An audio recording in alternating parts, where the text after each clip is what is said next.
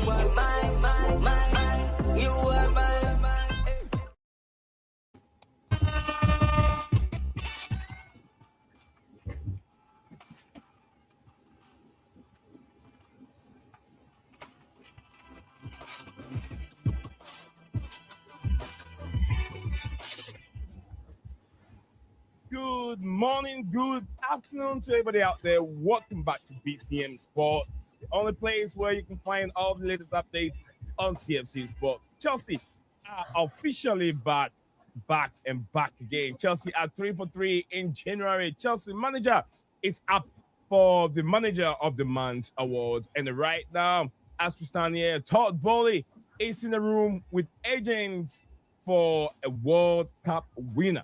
Rumors are saying if things goes on well, the January window we know is already quiet.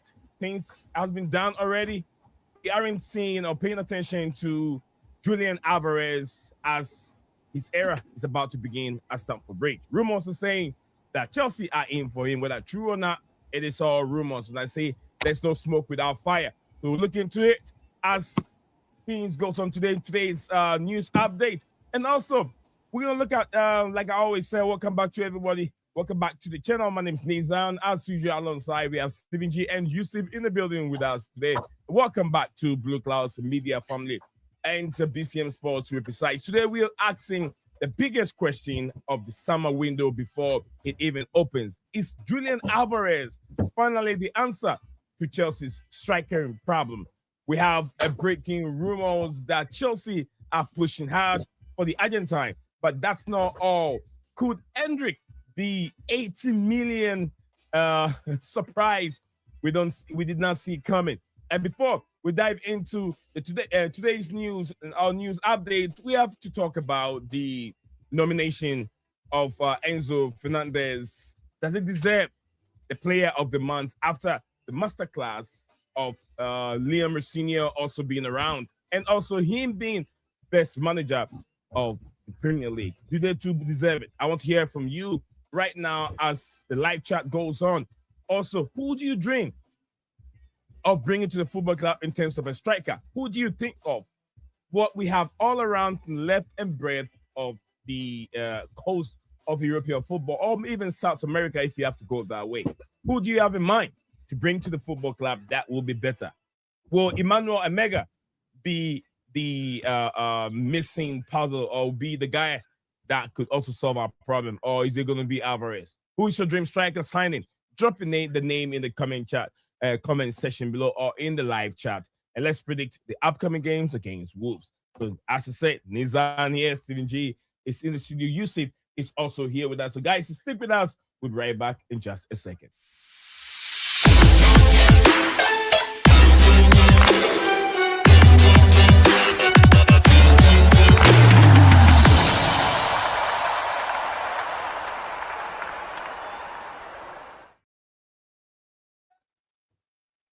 Welcome back. Good afternoon and good morning. Good morning down here. And make sure you got very early in the morning, 9 after 10 in the morning and afternoon for the fans, the viewers that watch us from across the African continent and European continent. Most of you have, I think, about 5 hours different from us. But yeah, news. Today we'll tackle a few news that we have on our site here. We'll be looking at striker as is being named there. Hendrick is on the list there, and it could be rumors. I know Hendrick hasn't done that much. Is it a Chelsea player, or does it deserve to be a Chelsea player? We don't know. We know these owners, how they twerk with these young players. So anything could happen. We don't know yet. And also, we'll be looking at, like I said, Julián Álvarez, also rumors out there. Mamadou Sarr, reports are saying that he will keep his number, I think number 19. Is it 19 shit? And let's see, Mamadou Sarr, we could talk about this player and see if he's the best defense center back that we all be looking for. And also, we'll be looking at Strasbourg, as it's been there. 12 Chelsea and Strasbourg have completed 12 transfer deals this summer. It's out in the ordinary. It's out of ordinary, as it might be FIFA. Will FIFA get involved in that?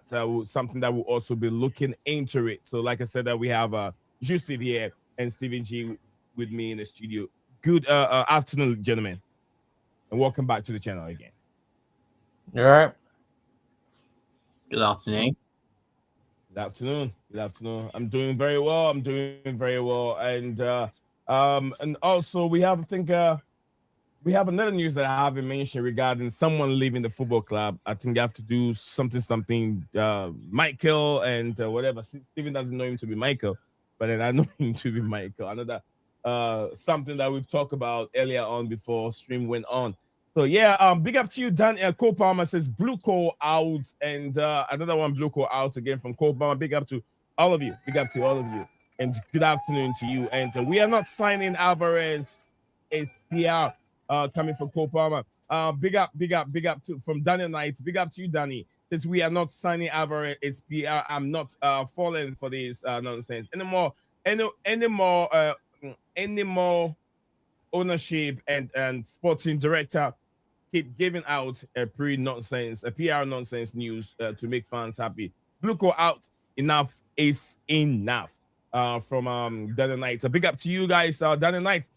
You know how we do it here. We pick up every little details of noise, either rumors or whatever is in the news that is connected to Chelsea Football Club, or if it's really worthy of discussing it on our platform, we will. If we have all the facts and details related to those things, we will discuss it on this platform. But besides that, as they say, there's no smoke without fire. In every rumor, there's a little bit of truth in it. It may be Chelsea have made an inquiry, or maybe Chelsea have someone talking to the agent, something like that. We don't have that yet. But yeah, we can all say PR stuff. But we look, will this play, even if he has to come in, will it help Chelsea? That's something that we are looking at hypothetically. We know what I'm saying. Hypothetically, will they help the team? So that's what we are here to discuss all this. But yeah, Yusuf and Stephen, you guys have heard a lot from me.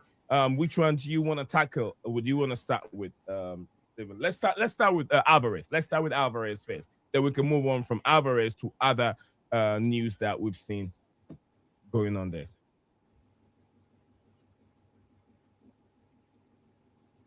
Who do you want to start? Yeah, who do you want to start? I just said let's start with Álvarez before we can move on to the others.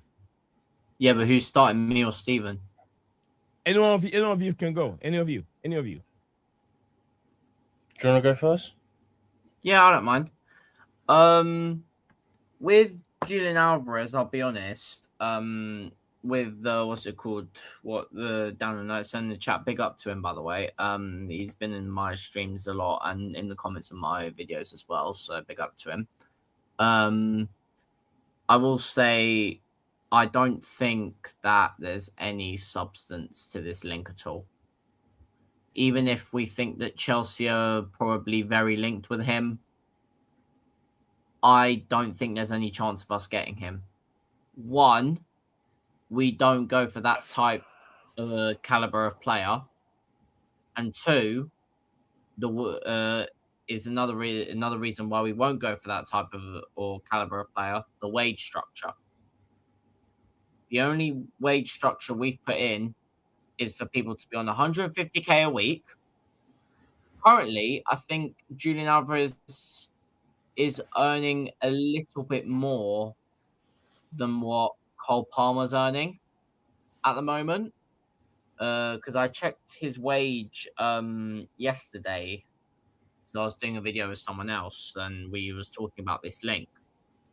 And I was like, "There's no way this is happening. He's going to ask for a ridiculous wage if he wants to move." So, yeah, and the only ones that aren't in our wage bowl, if I'm not mistaken, if I was to get this up now, because I literally searched for this yesterday. Yeah, here we are. So the current wage structure for Chelsea at the moment, the ones that are not part of it, which are above 150k, are Reece James on 250, Wesley Fofana on 200k a week, Enzo Fernandez on 180k a week, Mark Cucurella on 175k a week, and then we've got Pedro Neto on 160k a week. So those are the only ones who don't go by the wage bill. All the other players, Moises Caicedo, Cole Palmer, João Pedro, Joel Hato, they're all going down. So it's basically a 150 cap apart from 5 or 6 players. So I don't think that Julián Álvarez is a realistic move. Under Roman, we would have been all over this. But yeah, under this ownership, like even if Todd Boehly was in charge, he would have been wanting this player, because we've seen track record of Todd Boehly wanting big caliber players. So yeah, under Clearlake, no, we're not getting Julián Álvarez at all, if I'm being honest. All right, so thank you very much on Yusuf. And just like you said, a little bit making more money over Palmer. Just like you said, it's making a little bit more than Palmer. We have to remember Palmer wasn't even making what he's making now until his performance is earning how much he's making now. Yeah, but we all know the standard of Julián Álvarez. It really fits into the criteria of the age group of what Chelsea have been looking for, age 25, and it probably might cost Chelsea almost about maybe 85 million, as some other reports are saying. If not, then it will probably be around 150 million pounds, which would be about 130 euros. About within that range to sign him. If not, it's going to really cost a lot of money.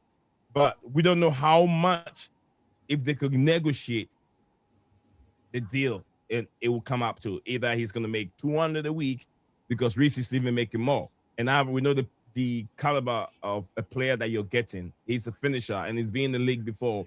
It's not like he's going to be trying tested. We know he can hit the ground running. But yeah, just like you said, there's no really much substance in this league. But we're looking at hypothetically, if Chelsea have to sign him, how much would they spend on this player to get him over the door? And would he work with PSR, financial fair play, and all that stuff that comes around with the Premier League spending? But Stephen, where do you stand on the Alvarez link? If it could happen, will you be happy with that? And what can stop this deal from happening?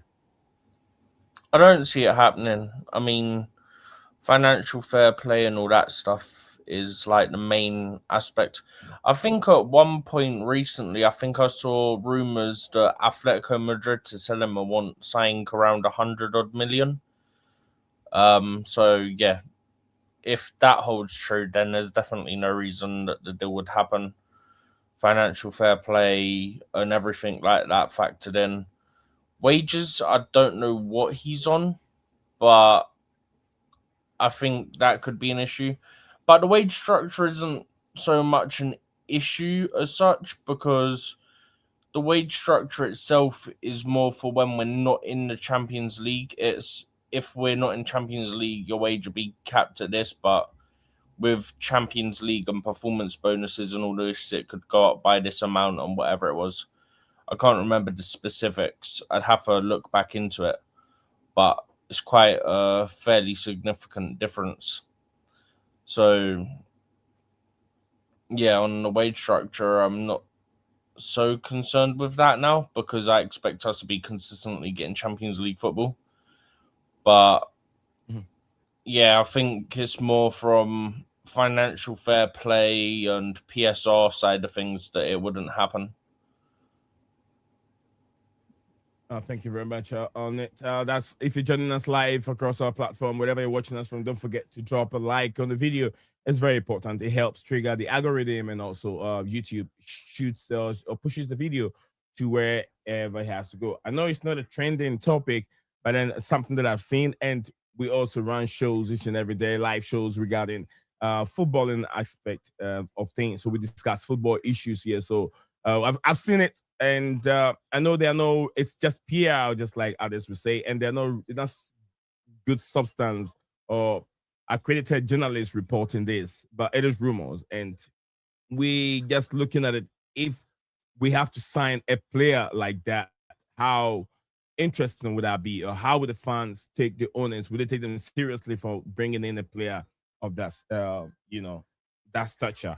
But anyway, big up to Daniel. Daniel said we will not sign any top players because those sporting directors can't even get deals done for top and quality players and even proven. So that is a It's problem not that of they Danny. Danny, thank you very can't, much. just quickly, Nate. It's not that they can't get deals done for them. It's the model that's in place. Because it's harsh to say they can't get deals done. Look, I'm the first one to call them out. I was calling them out before pretty much most other people, if not everyone else. Yeah, I was the first one on them out of the people either from the chat or from the panel in the past before everyone started catching on. Yeah, but let's be honest. Yeah, sure, you could look at it that way. My issue isn't that they can't get deals done, it's the speed of deals. So Moises Caicedo, for example, right? They got that deal done. He was Premier League proven. Yes, young, but Premier League proven. He'd had solid time at Brighton. Everyone was talking him up as a big name midfielder. He'll go here, he'll go there, blah, blah, blah, like talking about all these different clubs. And he ends up at Chelsea.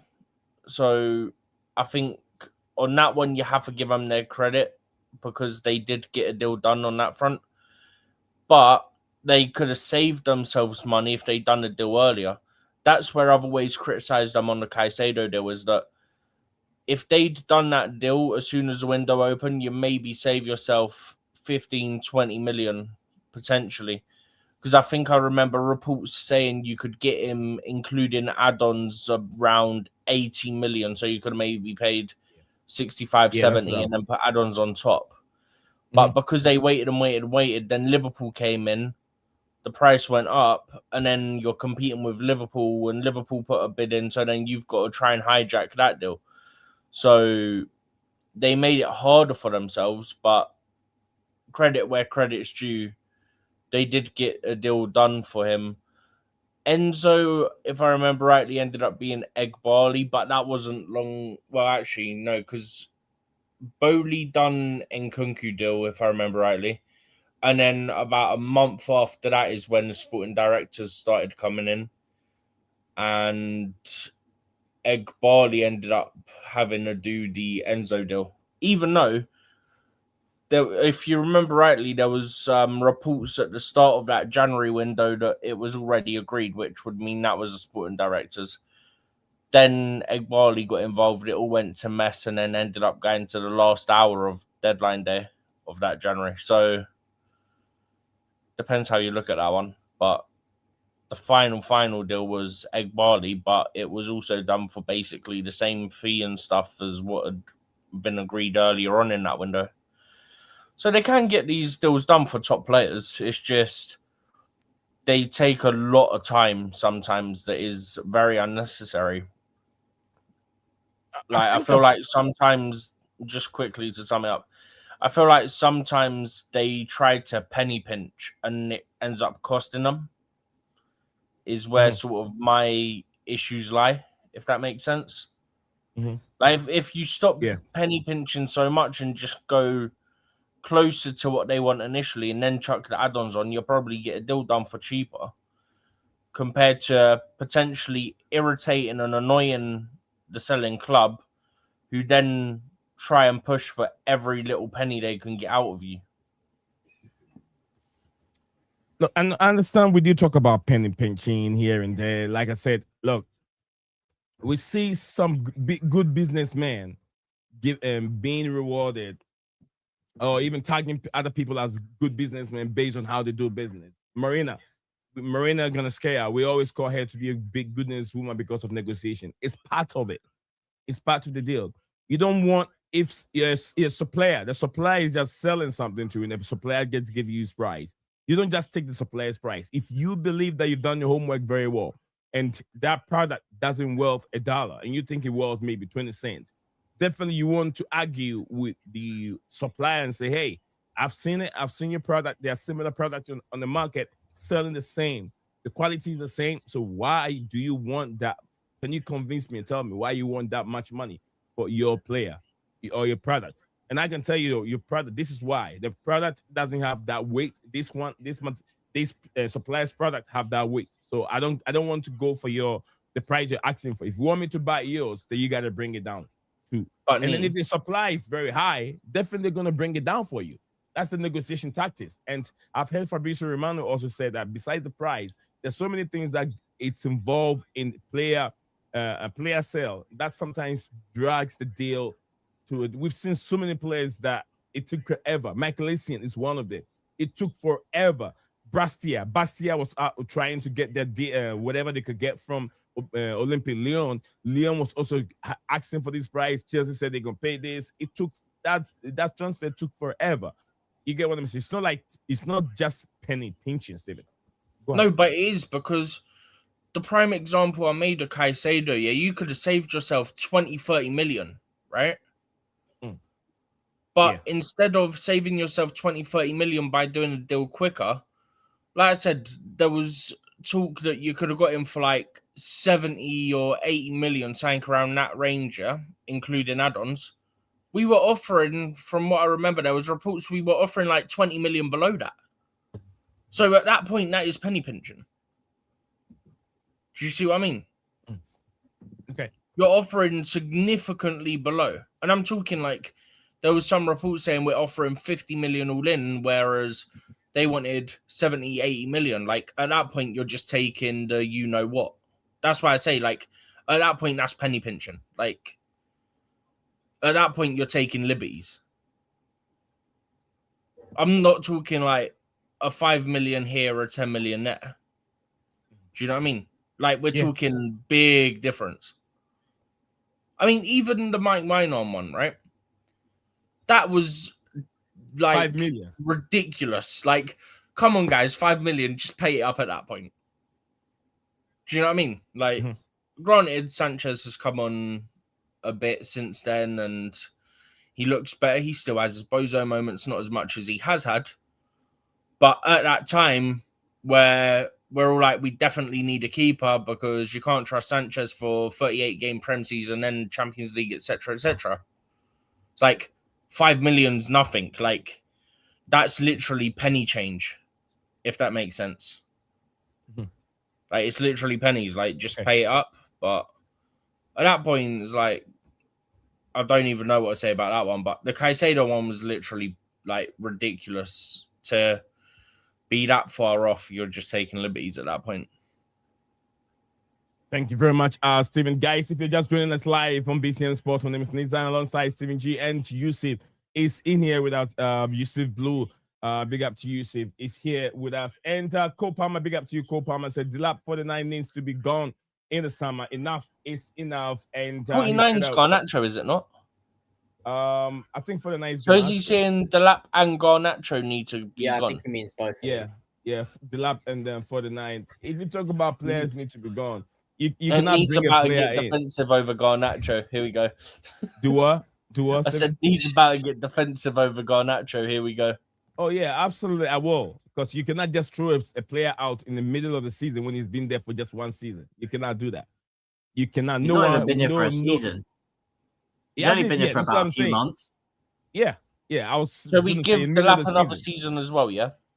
Yeah, Delap the same thing. So you can't throw any of them these players out. You can't be just reactional and not give them a chance to prove themselves.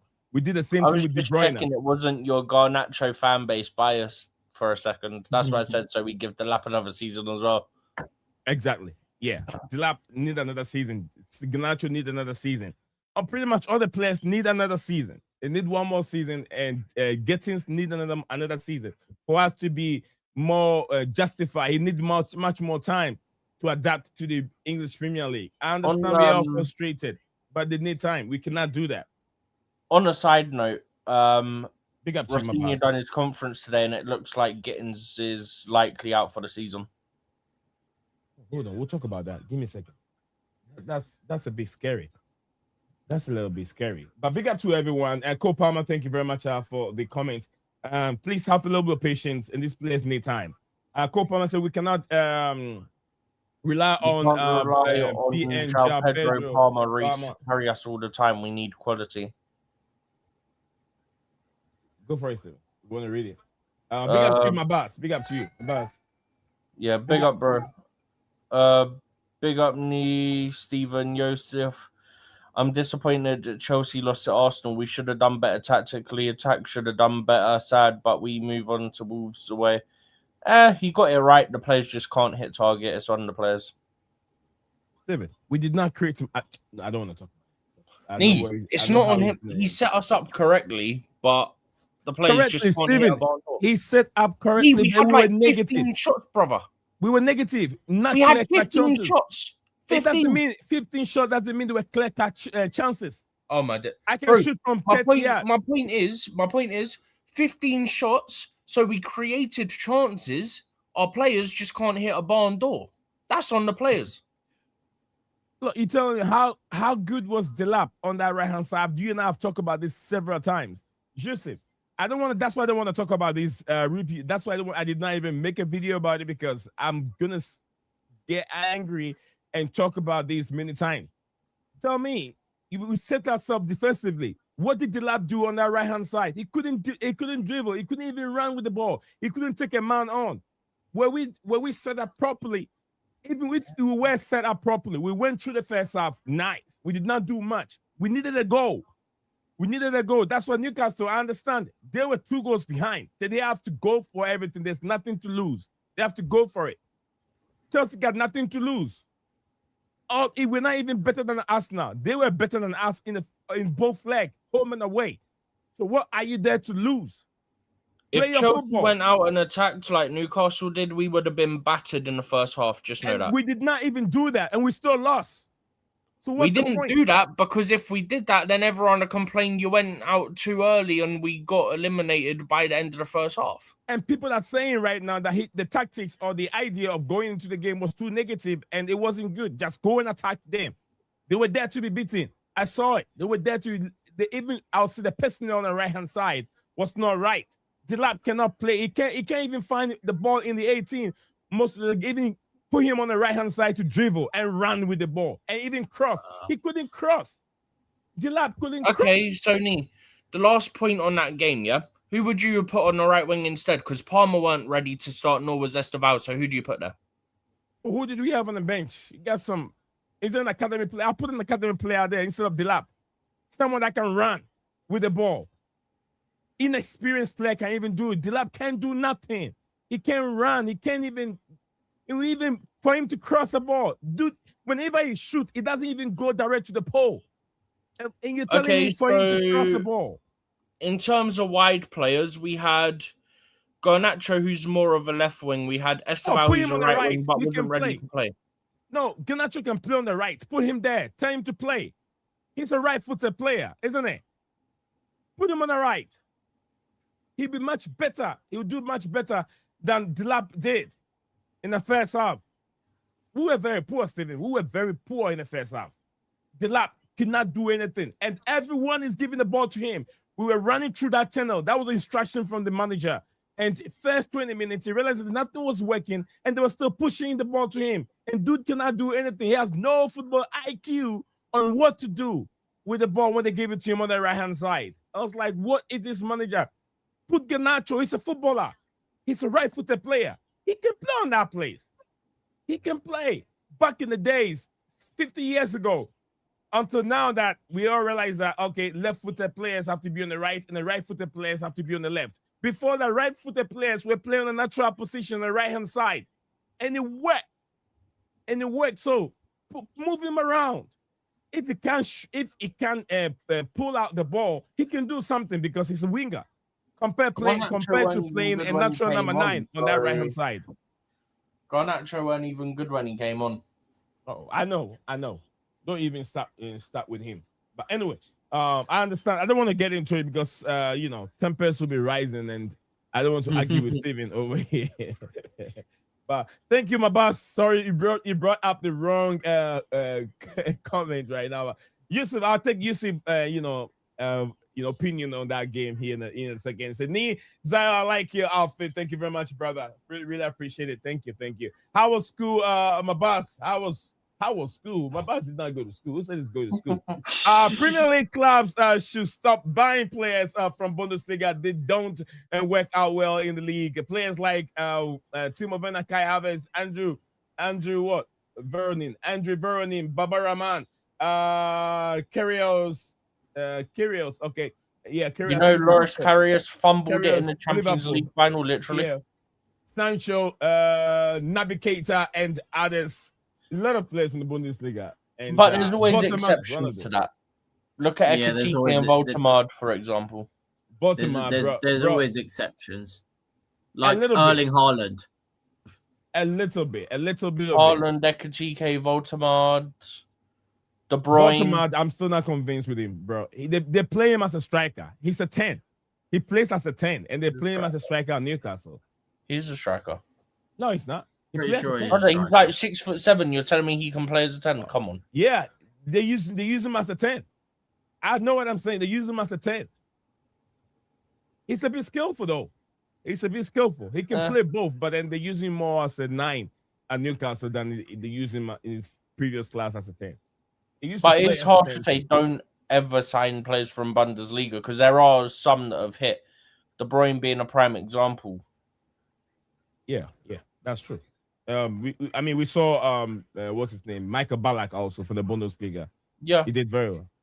Ballack did well. All right, Gettins is not good enough, and Garnacho are not good enough, and Chelsea level been disappointed with these signings.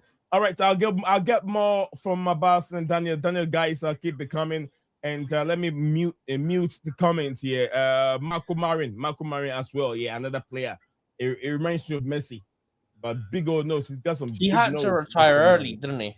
Yeah, he did. He retired early. Enzo Fernandez shots were poor. Half of the players didn't run and 10 up. Fernandez was very poor. He has so many chances. Just like I said, Steven, we had many shots, but lots of them were poor. It will be registered. It will be registered as shots. Not taking those shots, Lee. That's my point. You can't blame the manager for the players not hitting the target. That's what I'm saying. Okay. All right, Yusuf, what's your thoughts on it? A little bit. Let me get your view. I watched your preview. It came out pop up on a YouTube. I don't know if it was a whole vertical or the horizontal one, but yeah. Give me your view in 60 seconds on how you saw the game. Then we can continue with the content. The game at the Emirates. Well, Come on, Yusuf. I mean, like Steven said, I think I agree with the setup of how Rosenior did it. I didn't like that Reece James wasn't on the pitch though. Yeah, that one was medical problem. Well, apparently he was rested for Wolves. No, he wasn't. Exactly. That's why I don't like why he wasn't playing. I think if he played, we'd have had a better chance of winning. He was injured. They said he did not pass the fitness test. Him and Neto did not pass the fitness test. Yeah. So we have to rule that out. There we go. That just proves that the medical staff are overruling of whether a player should play or not. But Realistically, medical staff Yeah. have to be the ones that control whether a player's injured or not in terms of are they too injured to play? Because if they don't, then you end up with situations like the example I gave the other day was João Pedro versus Brentford, where he goes to the manager and says, like, he's injured, he can't play. And then he still got played. And then people complain that he looks awful. Like, if a player is telling you that they can't play, there's something actually wrong, because a player always wants to play. I say this every time. So the medical department done the right thing on Reece. And Neto as well. but that's the thing. Like, we don't know if Reece James, like, we can say, oh yeah, okay, Reece James was injured, but the fact is we don't know. The medical department know what's going on there. So that's fine. I'll hold my hands up to that. But even then, I still think that we'd have a better chance if he played. But forget that. The game itself, the setup looked okay in the first half. I think the game plan was just at least contain the first half, be compact, and not let Arsenal through. They only had a few chances, but at least it was still 0-0 in the second half. But then I thought the subs should have been brought on straight after halftime. Cole Palmer and Esteval should have, they were brought on in like the 60th minute. But I feel like if they came on at halftime, at least you then have a bit more time to do something, whether it makes a difference or not.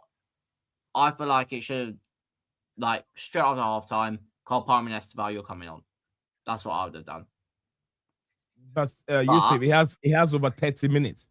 60th minute, he has over 30 minutes for them to make changes. And they went back to back four after the introduction of Cole Palmer and Esteval and the rest. They went back to a back four. So it means that he's now fully attacking, and we still did not get in the goal.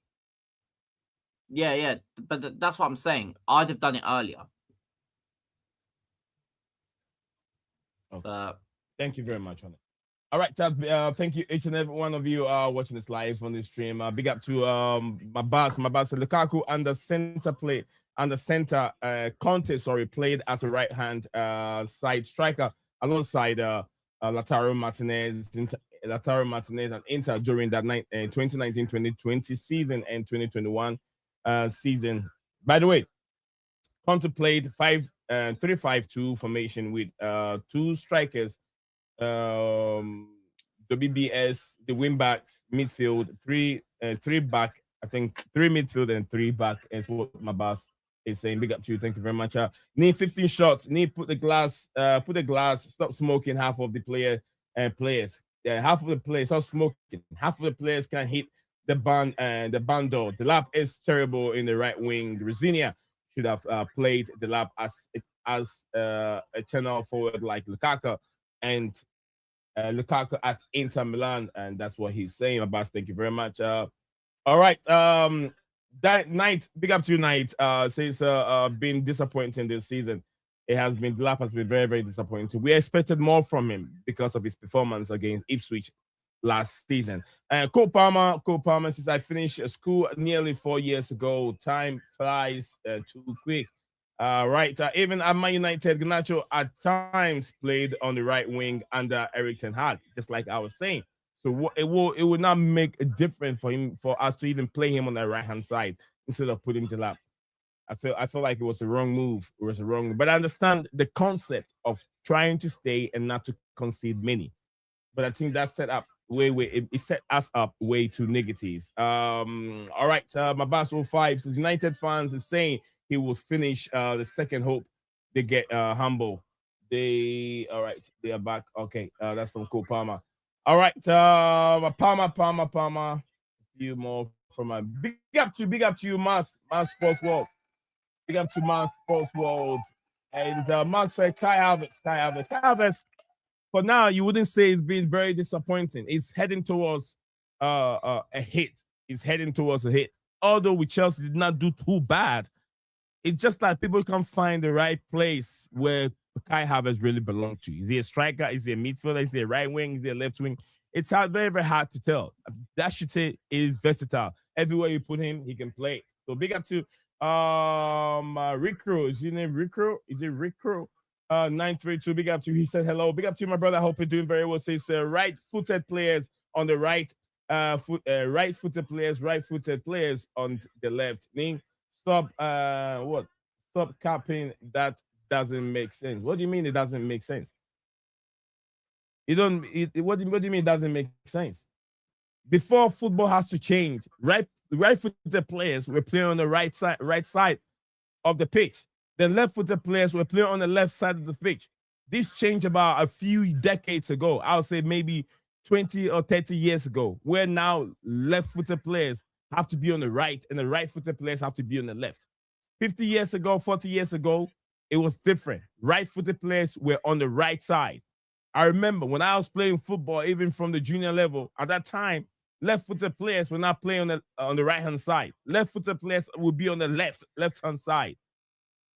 And right-footed players would be on the right-hand side. Until football changed, then we know that right-footed players are more better playing on the left-hand side, and left-footed players are better on the right-hand side. I've been watching football for many years, and I know what I'm saying. My boss, I know what I'm saying, 100%. So please don't go on me on that. You go make a research, and then you can come back and we can have that conversation here. All right, big up to you. The right-footed players should play on the left. I did not say that. Probably you're not listening to me very well, my boss. I said back in the days when football started, right-footed player on the right, plays on the right, and left-footed players play on the left. Football changes, revolution of football. Now I realize that right-footed players are much better on the left, and the left are better on the right. Listen to what I'm saying. Don't make it sound like I don't know what I'm talking about here. All right. Bro, I think Garnacho was Enzo Maresca's signing, and he wanted someone like Neto on the left. So they bought Garnacho as he was available. That's from a big up to you, Mo Kasim of BlueClouds YouTube channel. Big up to you, Mo. Mo said, well, big up to you from work. Yeah, Mo has been very busy with work. Big up to you, Mo. I hope you have a wonderful day. And big up to the Blue Lounge. Says, go back to work. Okay. This is individual. Big up. Too many big ups over here. All right. Baba Sofa said you need menu. Is it menu to drop point? Man United. Okay. Man United drop point. Hopefully Spurs and West Ham humble them. That is from my boss. All right, Rick Crew, is it Rick Crew? I'm sure it's Rick Crew, Steven. Yusuf, I'm gonna get it right. Is it Rick Crew, right? Rick Roy. Oh, name, no idea. Rick Roy. Yeah, Probably Rick Roy. Rick Roy or Rick Crew. Yeah. Rick Roy. Okay, so my boss. Okay, this is individual conversation from the two of them. But anyway, let me pause here a bit. We discussed Álvarez. There have been rumors. I'm not saying it is from any of accredited reporters. It is just rumors out there on social media, and we're discussing, can this move happen? What will it take for Chelsea to make this move happen? How much will it cost for this move to be relevant to Chelsea? And we went through it. So now we're going to move on from there, and we'll discuss Mohamed Salah for a second. Mohamed Salah, 7 reports coming from Chelsea that Mohamed Salah is going to keep his number 19 jersey. And to me, this is how I see it. We've talked about Enzo Fernandez. We've talked about, we're going to talk about Andrew Santos, who joined Chelsea from Strasbourg, and how Liam Rosenior see Enzo Fernandez as a 10 or a defensive midfielder. To me, I don't see Rosenior playing a lot of games with Enzo Fernandez playing a deeper role because it doesn't suit his style of football. And we've been talking about this for many, many years, about 2 years now. Now we found a manager who sees Enzo Fernandez as an attacking player instead of a defensive line player. So, Yusuf, what do you make of Sarr? The return of Sarr. I know people also right now, from what I was reading, Chelsea sees Sarr as similar player to Dean Housen or Housen, whatever they pronounce his name. The guy that couldn't make it to Chelsea, made his move to Real Madrid. Dean Housen. Dean Housen or whatever. Yeah, what do you make of Sarr? Do you think that he can be that player that we were looking for in that center back role? I mean, it's definitely got the potential to. Definitely, like this is what BlueClouds have been signing, basically potential players. Like this is basically what they've been signing for the past year and a half or 2 years. With Mamadou Sarr. He's been at Strasbourg, if I'm not mistaken, for the past few months, and we've recalled him. I'll be honest, I haven't watched him that much. I have watched a few bits of him. Like, I've said this so many times. You can never really get a full, how do I say it, full verdict on a player if you just watch like a montage or anything of like 30 seconds on like TikTok or something, because I've said this on one of your streams before, Nee. If you do that for every single player, if you just watch a quick montage of a player, they could look like one of the best players in the world. Like YouTube compilation. Yeah, YouTube compilation.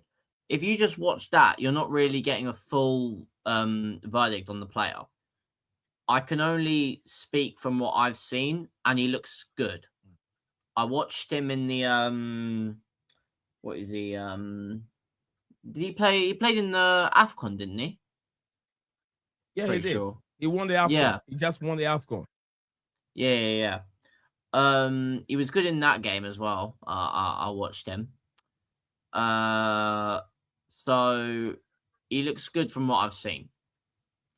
Now, again, like I've said, you have to put these into context. He's been looking good at Strasbourg and at Senegal so far. When you put him into Chelsea, it might be a different whole kettle of fish. So we'll see what happens when he does play for us. But if he plays how he's been playing so far, we could have a very good centre back on our hands. Okay, now we get the right pronunciations. Rick Roy. Go ahead. All right, thank you very much, Yusuf, and thank you very much on Mass Sports was changing it up, make it tough on the fullback too. That's what Mass is saying regarding to what I was saying. Players being on the left as left-footed players, and the players also being right as right-footed players. Yeah, I understand. It really does. It becomes very difficult for the players. My boss, big up to you. My boss said Rafinha, for example, now plays on the left wing for Barcelona because the manager prefer Lamine Yamal on the right wing. At times, Rafinha plays on the number 10 role. Also, that's what my boss is saying. And Rick Roy said my boss 05. Eventually, they will if they don't improve. And yeah, they will definitely. You have to give them at least 2 seasons at the football club. If they don't do well, it means that definitely they will sell them without a doubt. Because being at the club for 2 seasons and not improving from the previous season, it means that definitely you're asking to be sold. Just like a manager, when a manager goes to the press conference and start talking too much, meaning that he's asking to be sacked. So similar thing for a footballer to need. Do you remember Callum Hudson-Odoi at Chelsea? I do. He was a sensational player. He was until he got injured, and that brought his performance. I wouldn't say his career, his performance really down, where it doesn't have to be. But big up to you. And Rick Roy said, my boss 15. It was board backing Enzo Fernandez, and is it Enzo Fernandez or Enzo Maresca? I think he's on about Maresca. I read that one. Okay. I think I'm going. I'm sure. Yeah, I'm sure that was one that was on the screen already. Yeah, because you've read these two as well. Oh, okay. No, actually, this one. So I'll go on this. Yeah, this one was new, isn't it? All right. Is it Mohamed Sarr? Right, Mohamed Sarr has got great potential. Mamadou. I always say Mamadou. Mamadou Sarr has got great potential, and the ceiling way higher than Jacko, and he was very, very crucial for Senegal in the African Cup of Nations. And yeah, I was in regards to what Yusuf said, that sometimes you can't look at just a compilation and tell who a good player is. Sometimes you can do that. If you really watch football for a long time, you don't need a whole 90 minutes to watch a player. One thing that you gotta, if you're scouting a player, one thing you gotta watch is the player movement. Second, the first touch of a player. If you watch the first touch of the player when he received the ball, before he received the ball, his body movement will tell you this player has potential. If you know football very well. So sometimes it's not all the time that you can say that you can watch a compilation of a player YouTube video and be able to tell if the player can be a world beater. It's all about certain few things that you can look at. If a scout, if I'm a scout, right, and I go to watch a player game, I only need the first 45 minutes. I don't need to watch 90 minutes. Only first 45 minutes, and I can tell if this player can play for this team, or if he's a good player, if he was, recommending him to Chelsea or not. I can tell you. It's just the player movement. It touches. How many times he's moving around to empty space and all those things. If he's a defender, if you're scouting and you know what you're looking for, you should be able to tell this guy can be a top defender. If you know what you're looking for. Because a lot of us sometimes we just have an ordinary eyes. When you go on YouTube video, we're just looking at flick and tricks and that, but we're not looking at certain things that we really need as the scouters will look out for when they go on the pitch or when they're looking at video. You get what I'm saying? So there's a lot that you can look for. There's a lot. We go down there. I think the last one here from my bar says the Callum Hudson-Odoi didn't get proper chance to play football properly. He could have been a Hazard replacement for Chelsea. The injury ruined his momentum. I prefer Callum Hudson-Odoi over Gittins any day of the week. I will go for Callum Hudson-Odoi over Gittins but that the injury really disturbed him and he was not taking his man on anymore. So when that happened, just sell him. You just sell him because he was going down. He was not picking up the pace. He wasn't improving. He was just going down, and you're gonna end up keeping him on the bench for how long? You get what I'm saying? So just take him somewhere else, maybe Bundesliga, which Chelsea did, to see if it can improve him. He went to Bundesliga, didn't do that much until he returned back to the Premier League, and he's been that great last season for Forest. I'm sure it's Forest, right? It's been wonderful for Forest. But thank you very much. Remember when? Go ahead, Stephen. Yeah, you haven't given me your thoughts on Mohamed Salah. Yeah, if I remember rightly, he can play with his left foot as well, which opens up more opportunities for him as well. But yeah, I'm not gonna complain. I liked what I've seen when I've watched him in games, watched in the Conference League and stuff like that. I think he played in their game against Palace, if I remember rightly. But yeah, I've not seen a massive amount of him, but for the most part, what I've seen has been impressive. Yeah, but I haven't seen much of him either. But yeah, I haven't seen much of him. I saw a few highlights with him at Strasbourg. Yeah, and he was good. Yeah, I'm he was still good, here. I just got to make a quick phone call. Yeah. Yeah. Okay. And like I've said, if this man, Mohamed Salah, young player, was able to be part of the African Cup of Nations, guys, I've watched African Cup of Nations since I think was it 86, Senegal 92. From all that time till now, I'll say I'm more of a Senegal 92 all the way to now. I haven't missed this year. I missed it because it wasn't on American broadcasting channels. It wasn't here. So this year I missed a bunch of it. African Cup of Nations is very difficult to win. It has everything. The only thing that doesn't have is much pace. It's the physical aspect of it. It was able to stand its ground in the middle of the pitch from all the game and won it. And people even say Morocco was tagged as the country to win it, and they were much better. But then they outplayed Morocco in the finals Senegal outplayed Morocco in the finals. Did very, very well in the semifinals and the finals. So that should tell you that Mohamed Issa is a player made for the higher level in terms of big games. He's a big game player. So we have player on our hands. We have a good player in our hands. It's all about how we use him, and it's a player that we're not going to spend so much money on. How Dean Howson was going to be 60 million plus, isn't it? Yusuf, how much was the asking price for Howson? Do you remember? I think it was like around 50. Yeah, 50. Probably. I was thinking it was around 50 to 60 million, and Yeah, Star was way less than that. Star was he around 40 million for Star last season, and then he ended up joining Strasbourg to get game time developed, and then he's now ready. They can tell he's ready to come in. So sometimes we got to look at some money. It's not, and I've said it 1,000 times. I've seen Howson. I've watched a few games, 90 minutes of Dean Howson at Real Madrid, and he's been shocking. He has been shocking. So sometimes I always say it's not all the time that you spend so much money on these world beaters of players or world-class players that you think they're world-class. And then they come to your football club and ended up working for you. No, not all the time. We spend so much money on Koulibaly. Dude could not even adapt to the Premier League.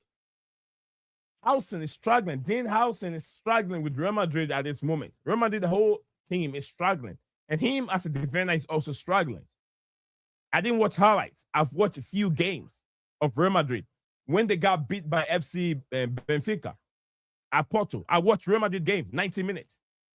So I'm not relying on highlights to tell you how bad it's been for Real Madrid. So imagine this: we spent 60 million on Howson. What was going to be retention? When he was with Bournemouth, AFC Bournemouth, he was that good. But then now the world-class player that everybody think he is moved to Real Madrid, and he's been shocking. So sometimes you can spend less on a player, and he can turn up being the best for you, and spend so much money on a world-class player, and he can turn out to be the failure. We spend less money, 50 million on Cole Palmer, and look how the retention has been. It's been great. We spent 50 money on the 16-year-old, the 17 years old Estavio Williams.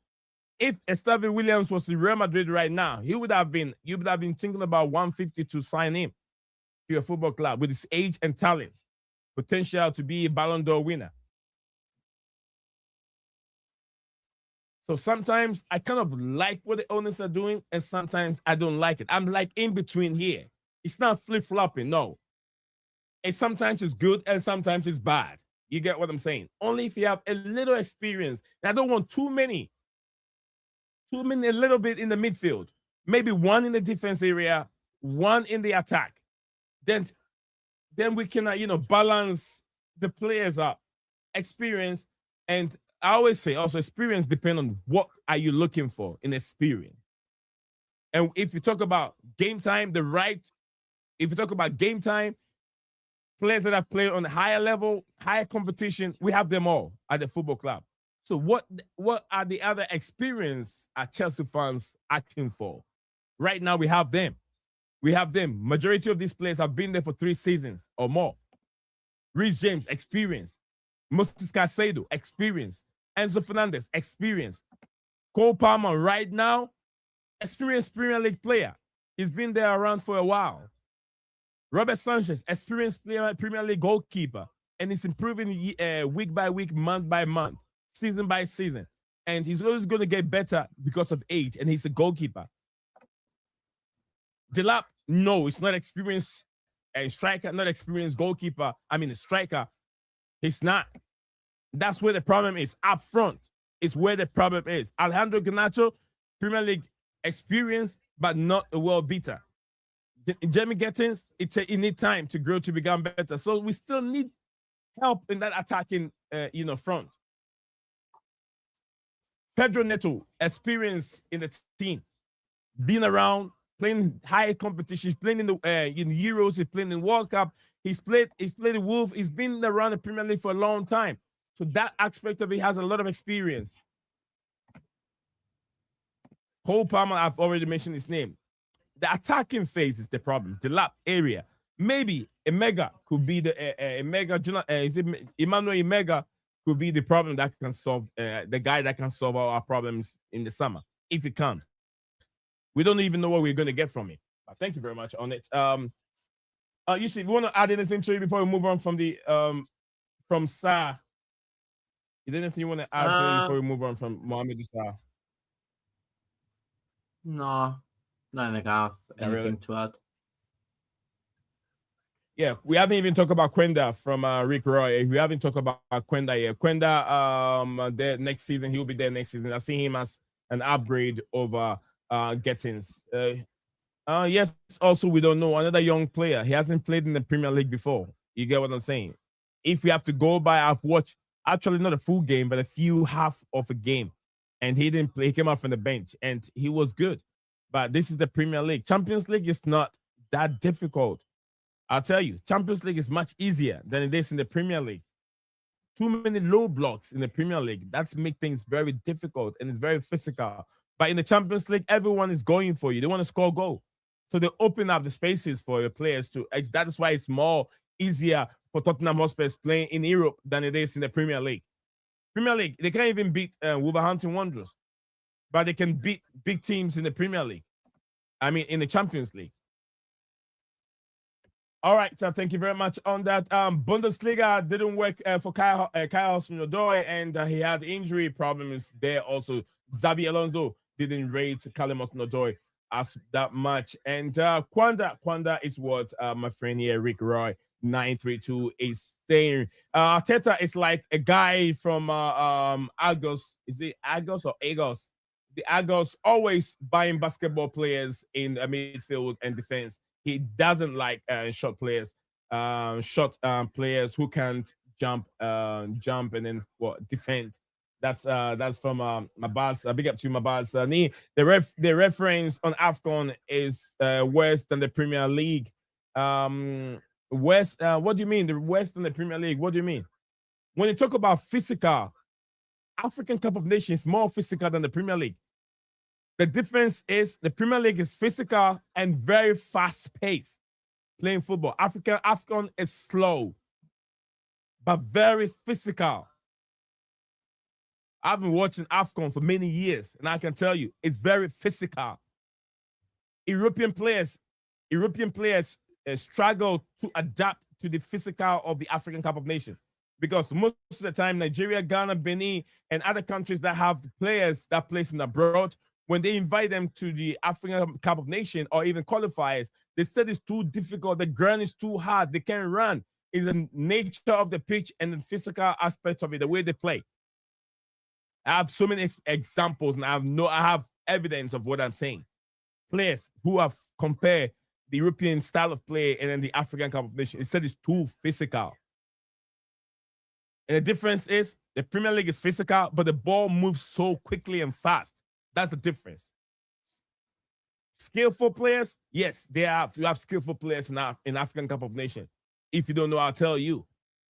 There have been lots of skillful players. Where do you think Jojo Ponye, the only African player who have won Ballon d'Or, where do you think it's coming from? Where do you think Abedi Pele is coming from? 3-time BBC Player of the Year. Samuel Eto'o. Look at all these players. Michael Essien and DJ Drogba. So when I talk about flair, when I talk about talent, they are in Africa. Mohamed Issa is not coming from England. He's not coming from Portugal. He's coming from Senegal, African Cup of Nations. So everything, all the top players that you can talk about, Mark Vivian Foe, the Arsenal players, Iwan Kokano, Shea Adebayo, all these players were coming from Africa. So I have watched the African Cup of Nations, and I can tell you the physical aspect of it is difficult than the Premier League. So if you say that the reference to the African is worse than the Premier League, it's actually true. In the Premier League, the Premier League refs are awful, yeah. But the corruption in AFCON is mental. So that's different. Every AFCON, yeah, every AFCON there's always something. The last AFCON, not the one that just finished, the last one, the referee blew the whistle early twice in the same game. Yeah? This one, you've got the whole VAR scandal in the final. Like, there's always something at every AFCON. I got my boss wrong over here. I thought he was saying that I was wrong about the reference of the African Cup of African tournament. I was wrong about my boss. My boss, I got your comments wrong here. Great AFCON is difficult. It is underrated tournament. Absolutely, definitely, it is under. If you talk about what these world-class players played, they all played in the AFCON. But yeah, the corruption in the African Cup of Nations, it's very clear to see it. They were Morocco.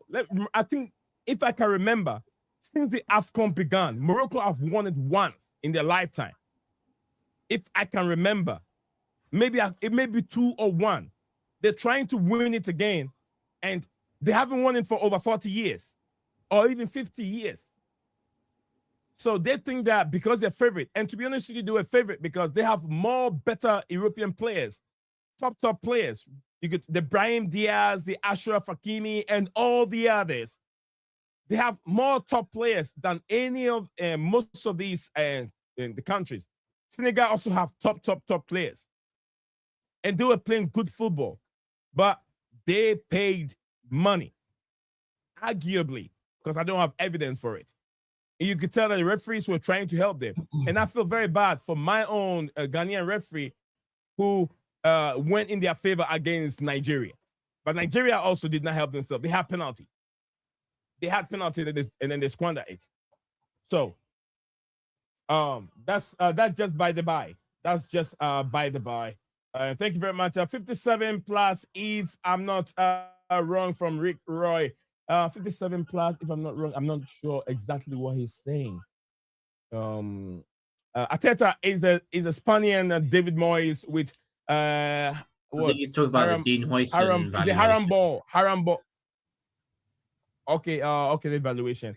Haram Ball style of football and 0 major trophy like Premier League, UCL. He only wins Mickey Mouse trophies, and he laughed. Mabas, big up to you, Mabas. Star was 12 million. What a bargain. Thank you very much. What a bargain. I was even saying, what, 20 million? What a bargain, 30 million. 12 million. Come on, that's good retention, Steven, isn't it? Half of the players need 45 years of experience in order for us to win the league next season from Mabas. Go ahead, you say you're about to say something. Go ahead. I heard you saying something, isn't it? I thought you were saying something. Oh, no, it wasn't me. It was 12 million, literally 12 million. Yeah, 12 million. I can't believe it. And we're going to spend 50 or 60 million on Dean Housen and 12 million for Sarr. Incredible.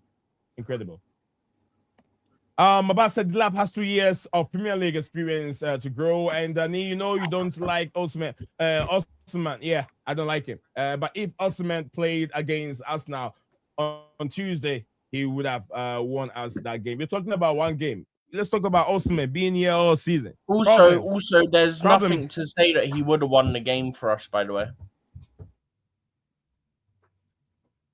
Well, we don't know. Hypothetically, there's nothing here. Just like we all don't know. Probably if you're not even careful, you might even take a red card and leave the field. Because I know Victor Osimhen. He fights with his own players, and it's not done it once. He's done it in every club he goes. He fights with his own players. National team. When he was with Roma, he did similar thing. He did a similar thing at Galatasaray. He did a similar thing there. If he's not fighting with his players, he's fighting with the fans or his manager. That's the kind of a player. I don't doubt his talent as a footballer or as a striker, but I doubt his attitude as a player. I don't like it. That attitude that comes from me. But big up to you, McCain. It's been a while. Do you see what Fenerbahce fans done? No, if it's latest, I haven't catch it. But if something in the past. No, I sent in a group how they were at the unveiling of Kante. Did you see what they done? Oh, yeah. Yeah, I didn't see anything horrible, but I saw something nice. No. They painted their face black and then put Kante on their forehead. Black. Yeah. They painted their face black and then put Kante on their forehead. Yeah, I saw that Disgraceful. image. I saw that image, and Yeah, I sent it in the group. I didn't know yeah. if you'd seen it. I've seen that one. They have red, and I was like, "What is it?" I couldn't get a chance to read what the caption was, but I saw two guys had black painted their faces. Yeah, with and one Kante. had Kante written on his forehead as well. Oh, I mean, I don't want to talk about it because it's very difficult. It's very difficult. I've been around it. I've gone through it, so I just check messed it off up and for move one, on. but also, if I'm not mistaken, Turkey kind of have a reputation for that kind of thing, so it's also not surprising. Turkey, Spain, and Italy. It's dying off a little bit in England. England are waking up a bit, and because if you talk about racism, England #1. From there we go to Spain. Turkey, I don't know what their problem is. I'd say Italy's a lot higher. Italy's really bad. But that's a conversation for another day. I was just saying, because you mentioned about Turkey, I was like, had you seen that? Because it's mental. Yeah, if the Europeans want to live by themselves, I don't know what their problem is, but they cannot live by themselves without the help of these people with color. They can't. Without the people with color, America will not be what America is. I don't want to get into it. It's another day, another conversation. Doesn't even mean to talk about. Big up to Makim. Makim, big up to you. And more from you. Big up to DJ Saf. Big up to DJ. I'm sure you're doing very well at work. I'm sure DJ is sneaking out to see what Nee's all up to today. DJ, big up to you, DJ. Big up to DJ and Yusuf. Yusuf, Steven is here. He's just behind the camera. So, Premier League referee is what I meant to say. Yeah. My boss, I got your comments wrong, and I went attacking you. You know the gloves are here, my boss. The gloves are still here. If you want me to bring it out, I'll bring it out for you. All right, so the big up DJ Sal and do what, Steven? You said the gloves can come out. I said, who you scrapping today? My boss. Who you fighting today? Today's gonna be my boss. Yeah. Oh. Maybe tomorrow will be Yusuf. See, I'll make Yusuf turn into what's his name? Is it Gerald Miller? Is that his name? Gerald Miller, yeah. Steven. Gerald Miller. With his wig on. Oh, big up to everyone. Big up to Kalimos Nudoi was better than Alejandro Gano-Show. You guys need to leave my boy alone. How did the everyone that comes to me, how did the no-show thing become a thing in these comments, by the way? I think DJ and my boss that started it. DJ and my boss. Oh. I'm sure the two of them. It started on like deadline day, innit? Yeah. Not deadline day. It started on Tuesday, innit? Yeah, it did. It started coming, and then they started saying, I think my boss and DJ, they started this thing. Or even, I think it's my boss. He started the Gano show thing. What I meant to say is that Teta is like a customer on Angus. Okay, customer in Angus store. It sells Argos. I think the store in UK, right? It's not here. Yeah, it's a shop in the UK. It sells a lot of different things. Okay, so electronic like TV, games, consoles, speakers. Okay, they sell other stuff. All right, so yeah, I'm making the laugh of him. All right, from Angles. I'm not so sure that we don't have that store here in America. It's probably UK store. So sorry for my wrong pronunciation on it. My guy, my boss. All right, big up to you guys. DJ said, "What is disappointment on Tuesday is to buy." To be honest, I was not surprised with the lineup. Rosenior put out Dilap as right wing. Oh my goodness, DJ, don't even get me started. That Dilap on that right hand side. Need to learn his position of scoring goals before moving him to other role. Absolutely. Just quickly, Absolutely. You played there for him when he 100%. Was at Hull, right? Nee, he played on the right wing for him when he was at Hull, right? Oh, yeah. Look, Hull's in the Champions League. It's a Premier League. This is Championship. It's not even the Premier League. Hull City Champions League. They wish they were Champions League. No, Premier League. I meant to say Premier League. We're talking about Premier League. If you say, if you say a Championship, if you say he played with Ipswich in the Premier League, then we have a conversation here. But you're talking about the Championship, playing on the right-hand side. And under him, Well, it's not been working with him Rosenior. at striker, so you may as well try something else. And Well, it's not like it's not good. Palmer was able to start, so. But DJ, I mean, and Steven, you're not good. You're not good as a salesman, but you still want me to put you in the accounting section. You can't even sell.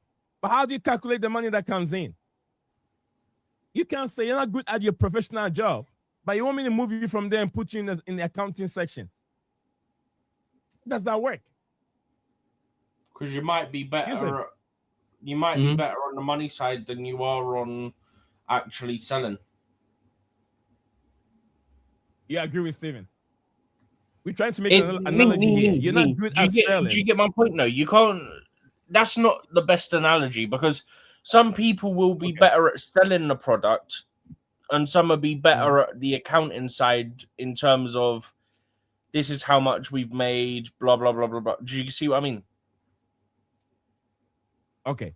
All right. In this option, Delap is not good in shooting and scoring. How can he be better at crossing the ball if it's not good in shooting?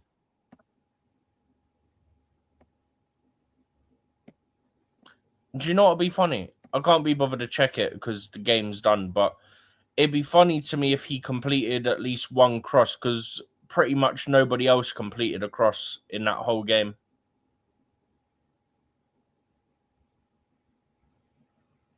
That's actually a fact, by the way. We completed about 3 crosses. Yeah, I saw a lot of our crosses. The lap crosses, a lot of them were being blocked by, what's his name?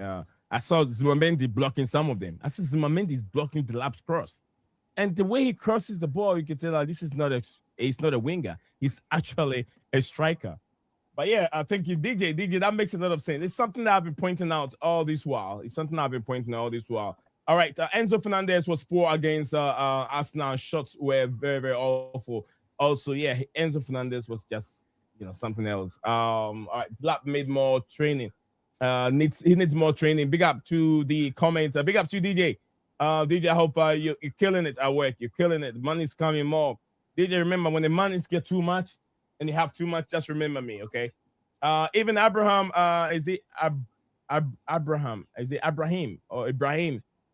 Mbaye is 20 times better than Ganacho. Ganosho. I'd rather have him over Ganacho on the left wing in the day of the week. Babas, my question to you is: has this player ever played in the Premier League? If the player hasn't played in the Premier League, let's not make that comparison. It doesn't work here because the Delap right now, you're rating Delap because he's playing in the Premier League. If that guy Ibrahim guy plays in the Premier League, then we can have that conversation. But without him playing it in the Premier League, let's not do it. Because we've seen top players that have moved to the Premier League and can't handle it. Yes, I heard Rangers said, this is the Premier League. You don't have time on the ball. As soon as you have the time, you have to think within seconds to release the ball or to do something with it. He's feeling it. Rangers even said it. Ekiteke said it. The first game he played when he was being interviewed, he said, this is why they said the Premier League was very difficult. And he only played 60 minutes. He said in 60 minutes, he was already tired. The running, the things that he has to do, he was already tired. So if we can make that comparison, I want to see the player played at least 5-6 games before we can make comparison. But besides that, there's no comparison. We don't have to do that. Ottoman still better than Delap. Oh yeah, I wouldn't disagree with you, DJ. He's definitely better than Delap. But it will be better. But then the attitude is what I did not like. Attitude of Osimhen is what I never liked. That's why I never want him at the football club. Even Vlahovic. Oh, come on, man. Vlahovic. If Vlahovic, I'll keep Delap. If Vlahovic is the only striker in the world, I'll keep Delap over Vlahovic.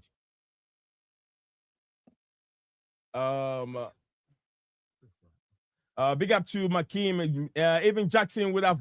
Yeah, Jackson. I can have that argument here. Crazy times. Jackson would have been better. I always said it was a wrong move to let Jackson go. I agree, DJ. Osimhen is proven goal scorer, and he has more experience than Delap. 100%. Ganosho had attitude as well, and probably still does behind the scene. Behind the scene, he has an attitude with Manchester United, and we did talk about this before. Matic said something, and I remember we talked about it in the last stream about the attitude, the situation at Manchester United.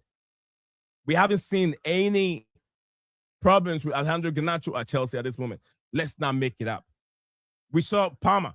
We can say Palmer has an attitude also on the pitch. When another player went to him and said, I think it was Jure Hato, he said, you want to come up so we can go all applaud the fans for coming on. He did not listen to him. So we can all say Palmer has an attitude also. Oh, he's not happy at the football club. Palmer has an attitude. Let's not do that. Let's not do that. Real attitude is he's not going for training. He's very late at the football club, arguing with the manager in and out. Those are the attitude that we're talking about.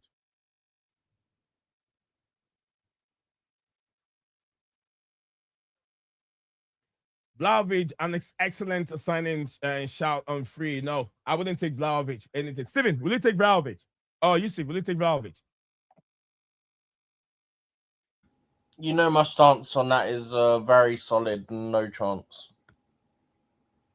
I would not sign Vlahovic. I know that's Steven have to say is now I wouldn't even sign Vlahovic for that 60, 70 million we're asking for. It's not good enough. Guys, go look at the tape. How many goals he scores a season? He's saying on a free because he's on a free at the end of the season. This is what Davi was on about the other day. I still wouldn't take him on a free.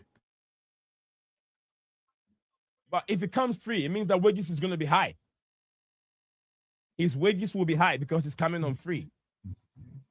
Gay went to City for 20 million, but his wages are astronomical. Yusuf, will you sign Vlahovic? No. Why? I'm not sold on him. I don't think he's good enough. I don't blame you. If he's that good, Vlahovic is that good, why is he still at Juventus for that number of seasons when Juventus were not even doing good last season? He's still at Juventus till now. No one is going for Vlahovic, but some of our Chelsea fans think that he'll be better to be our football club. It's not good enough. I think it's Serbian, right?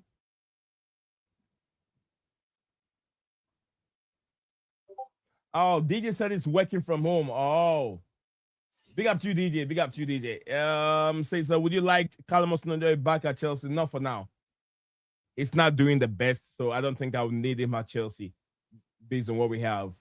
I think he is okay at where he is right now. I started it. Yeah, DJ. DJ said he started the Gano show. DJ, that's what I said. I was like, it's between DJ and my boss, and DJ said he did it. I didn't start it. I wasn't. It wasn't me. It wasn't me. It was DJ. DJ, man. DJ is giving names. Or the DJ is turning into and someone I don't want to mention his name. What's his name? Steven, the guy that we don't like mentioning his name on our platform. He's always negative. What's his name? Minerals. I know the one you're on about. Minerals. DJ is turning to Minerals, giving players name all the time. Hello, Neil Steven. Big up to JC. It's been a minute, JC. It's been forever. JC, yeah. Mabad says don't Walmart sell electric as well too. Is it called Angus? Is it Angus, right? Angus in the UK. Argos.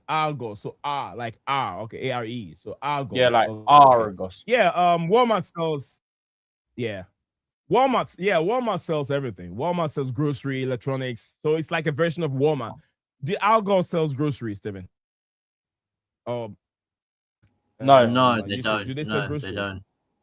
So yes, Walmart's way bigger. Walmart sells groceries. They sell every grocery from African market to all the clothing. The clothing are on different side, and then the electronics are also on different side. They sell everything.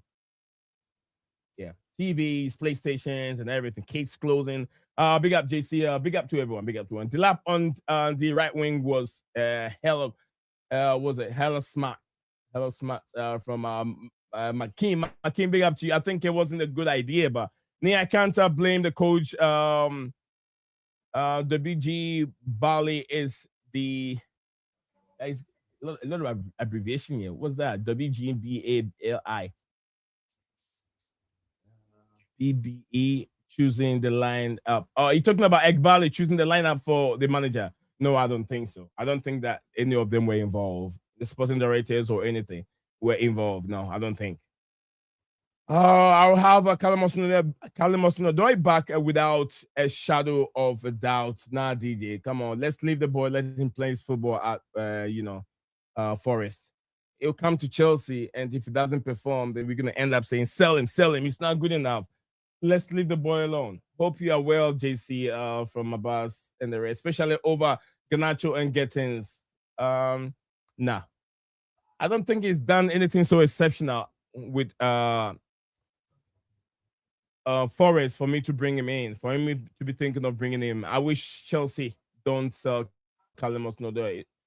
You wish they hadn't sell him. I'm good. All right. So, all right, Steven.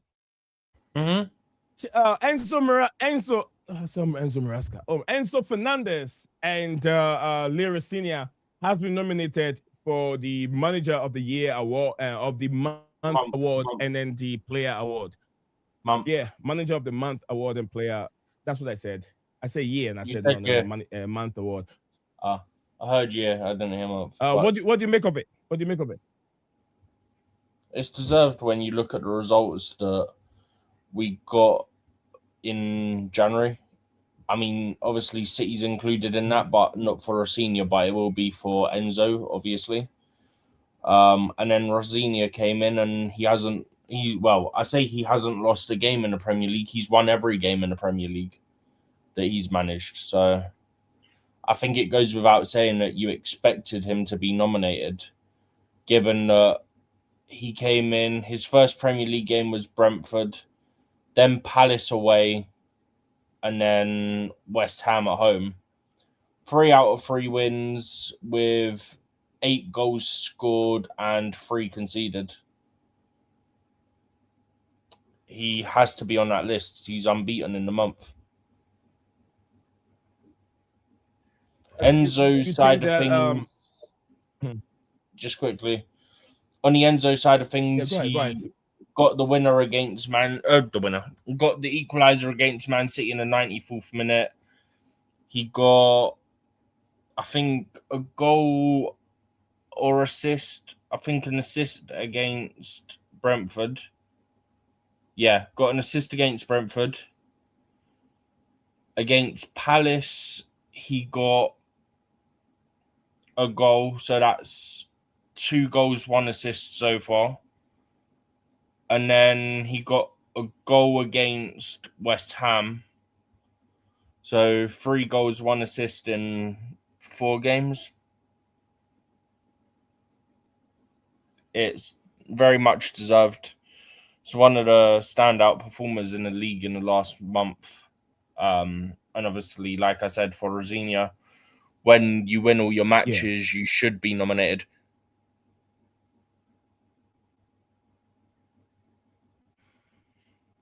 But that's all that I've got to say on it. I mean, looking at Enzo, there's something I want to say about Enzo, but I'll let YouTube jump in here in a second. Yusuf, what do you make of, do Enzo Fernandez and his manager, Rosenior, deserve any of these awards? They're in the running for them, definitely. I think I will say that I think from the outside, people will be looking at Michael Carrick for the Manager of the Month, because since he's come in, he's beat Manchester City, he's beaten Arsenal, and who else has he beat? I'm pretty sure he's beaten someone else.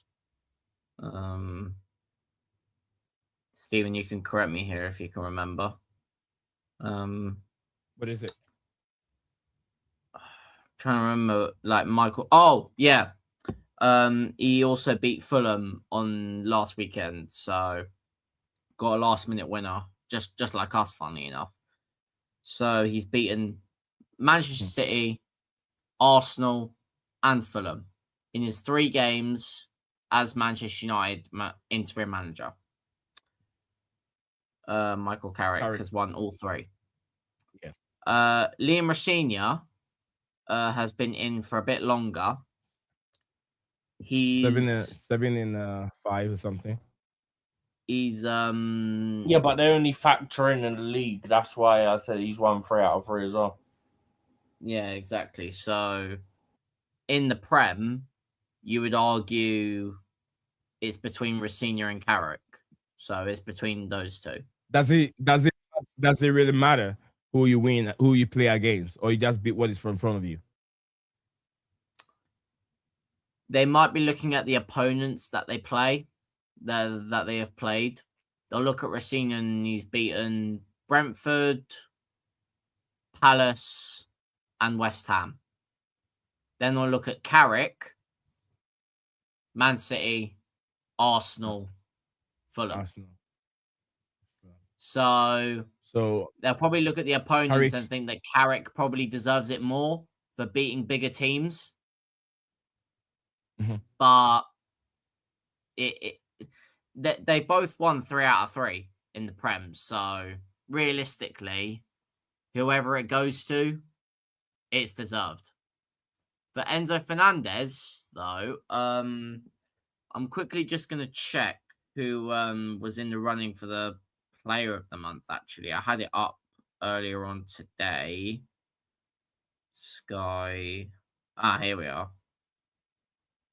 So it's between Ayari from Brighton, Patrick Dorgu from Man United, Enzo Fernandez from Chelsea, Krupi from Bournemouth, Somerville, West Ham, Igor Thiago, Brentford, Harry Wilson, Everton, Florian Wirtz, Liverpool. Now, out of those... Harry Wilson. Yeah. Harry Wilson's a big name there. Harry Wilson's Yeah. a big name there. So, if I was to narrow it down, it would be between Dorgu from Manchester United, Enzo Fernandez, Somerville, and... No, actually, yeah. Those 3, then Harry Wilson and Florian Wirtz. Because Florian Wirtz has been on a very good goal-scoring run recently. So it's out of those 5. Dorgu, you can argue, since Carrick has come in, has been good. He's got 2 goals and 1 assist, I'm pretty sure. The stats, I don't know. Dorgu has got a few goal contributions in the last couple of games. So I know he scored against Man City and he scored against Arsenal. He might have got an assist as well, probably. Enzo Fernandez, Stevens already read those stats out. Somerville has been on a good goal-scoring run. He has been on a good goal-scoring run recently as well. So that's why they probably put him in there. And he's obviously he scored against us last weekend. Harry Wilson, again, good goal-scoring run. He's been scoring a lot of free kicks recently. And then Florian Wirtz, again, just like Somerville, just on very good form. So if I was to narrow it down even more, probably, if I was to narrow it down to 3, Patrick Dorgu, Enzo Fernandez, and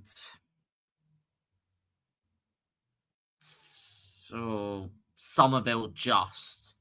Because Harry Wilson's actually been doing it for a lot more. So strictly this month. And he hasn't won it. Yeah. All right, Chad, thank you very much on it. Go ahead, Steven. Go ahead. Yeah. Out of those 3, if I was to pick one, whoever, if it's between Patrick Dorgu and Fernandez, I don't mind who wins because they both deserve it.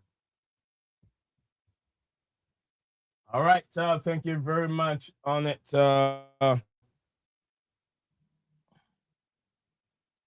All right, let me see what I have here.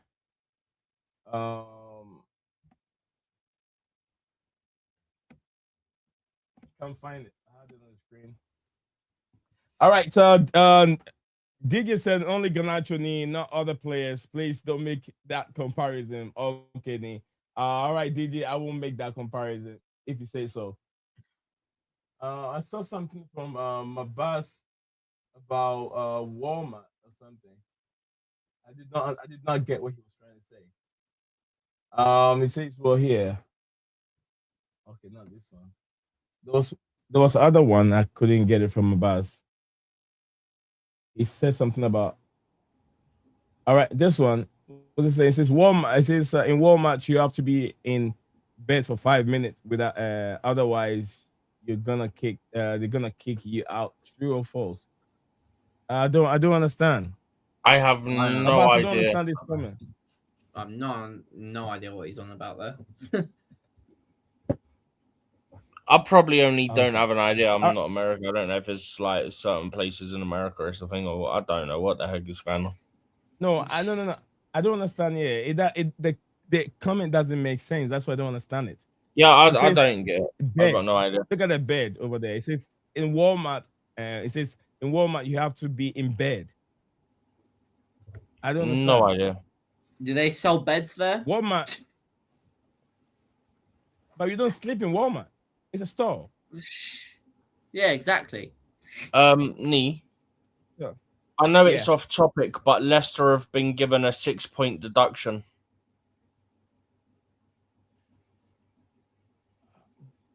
Oh dear. But why? I don't. There was another team that was being eliminated from the FA Cup or some kind of competition going on because they failed unqualified player. But why is Leicester City deducted? Oh, from this is the thing that's the been finances. Looked at for a while. Yeah. It was coming. Because it was them that was looked at for a while, right? Yeah. They've been docked 6 points after being found to have breached the EFL's profit and sustainability rules for 2023-2024. The points deduction leaves Leicester outside of the Championship relegation zone on only goal difference. Wait, who said this?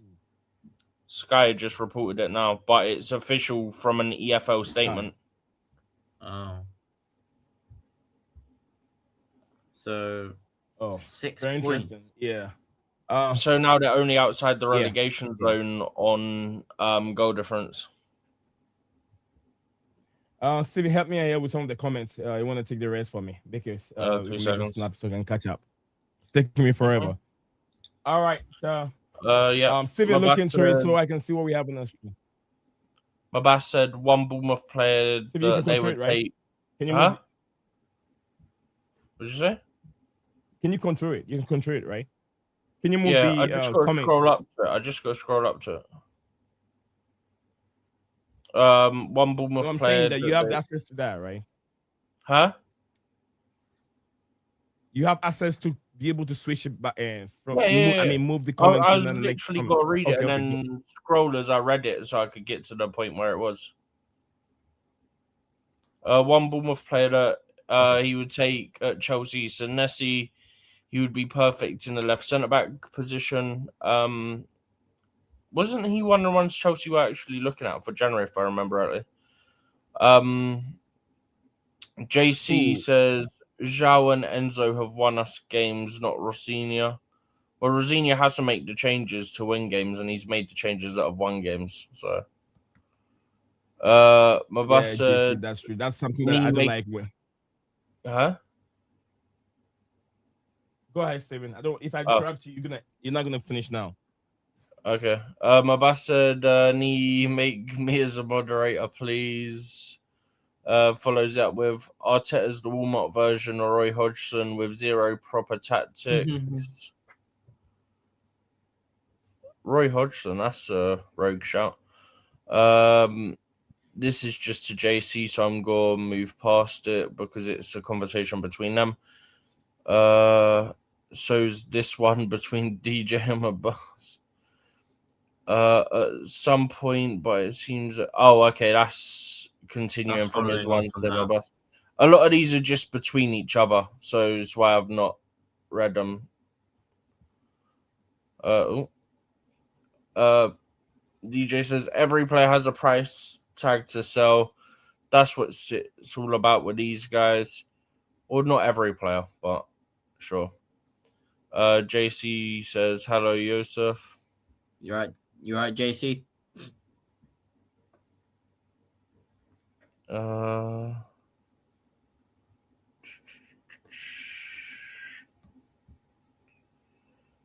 It reminds me of Grown Ups 2 movie. This is from a bus where the guy came out sleeping in bed for 25 minutes, and after that the staff woke him up saying, "Sir, get off the bed, it's wake up time." Oh, so it was a reference to a film or a show then. Okay. Yeah. That was probably why I didn't get it. And then after that, the guy who was sleeping saying, "All right, grandma, I'm up, stop yelling." And then, oh, that's disgusting. Yeah. My boss is asking your thoughts on Junior Krupi of Brighton. Bournemouth. What did I say? Brighton? Yeah, you said Brighton. Oh, Bournemouth. I know what I mean. Junior what? Junior what? Creepy. Junior Krupi. You know the striker from Bournemouth. I don't know him very well. I know this guy, Evan Nelson. I don't know the other guy very well. Krupi's the one I want to say from. Was it?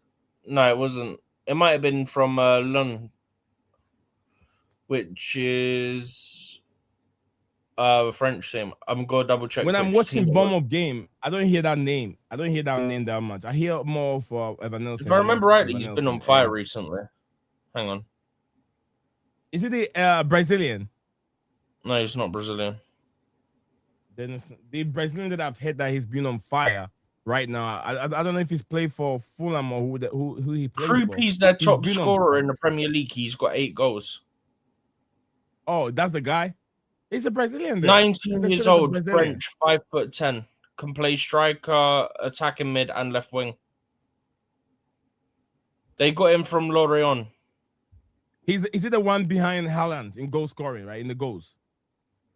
No, this guy's on 8 goals, so he won't be the first one behind Haaland.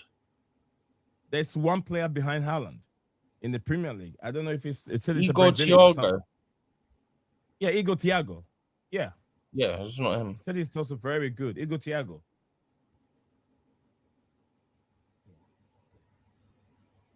Did you catch up, Steven? Yeah, and then 2 more have come in. So 2 more to go. Mabasa 2 years ago, remember ESPN pundit saying, but they're on 25-year deals. Yep, I bet they're all going back on that now. Mr. Hospital Pass, Buddy Shile should walk up to Rosenior and tell him, don't ever pick me again. Rosenior shouldn't be stubborn and accept the request from Mr. Hospital Pass. Junior Krupi kind of reminds me of Nicholas Anelka. In fact, he's a bit closer to Anelka in terms of player profile. Both like to drift on the left, just saying. You right, Nee? Yeah, I got what do you call it? My one leg is slipping. Oh, you just got to stand up for a second, sort of wake it up a bit. Yeah. Okay. Stomp and let it back slow. That's all the comments caught up with. Okay. Thank you very much, everyone. Let me go on my knee for a bit. On my knee, over here. Thank you. You right there, bro? One. Yeah, I'm all right. I'm just trying to lead the right leg. It's kind of going numb. The blood is not flowing very well. All right, so my favorite movie is it's Grown Up. Working now. That's where he was on about the reference about the bed and thing. Oh, my favorite movie was he said in Kmart or whatever. Some person in Grown Ups 2's Kmart fall asleep and all that.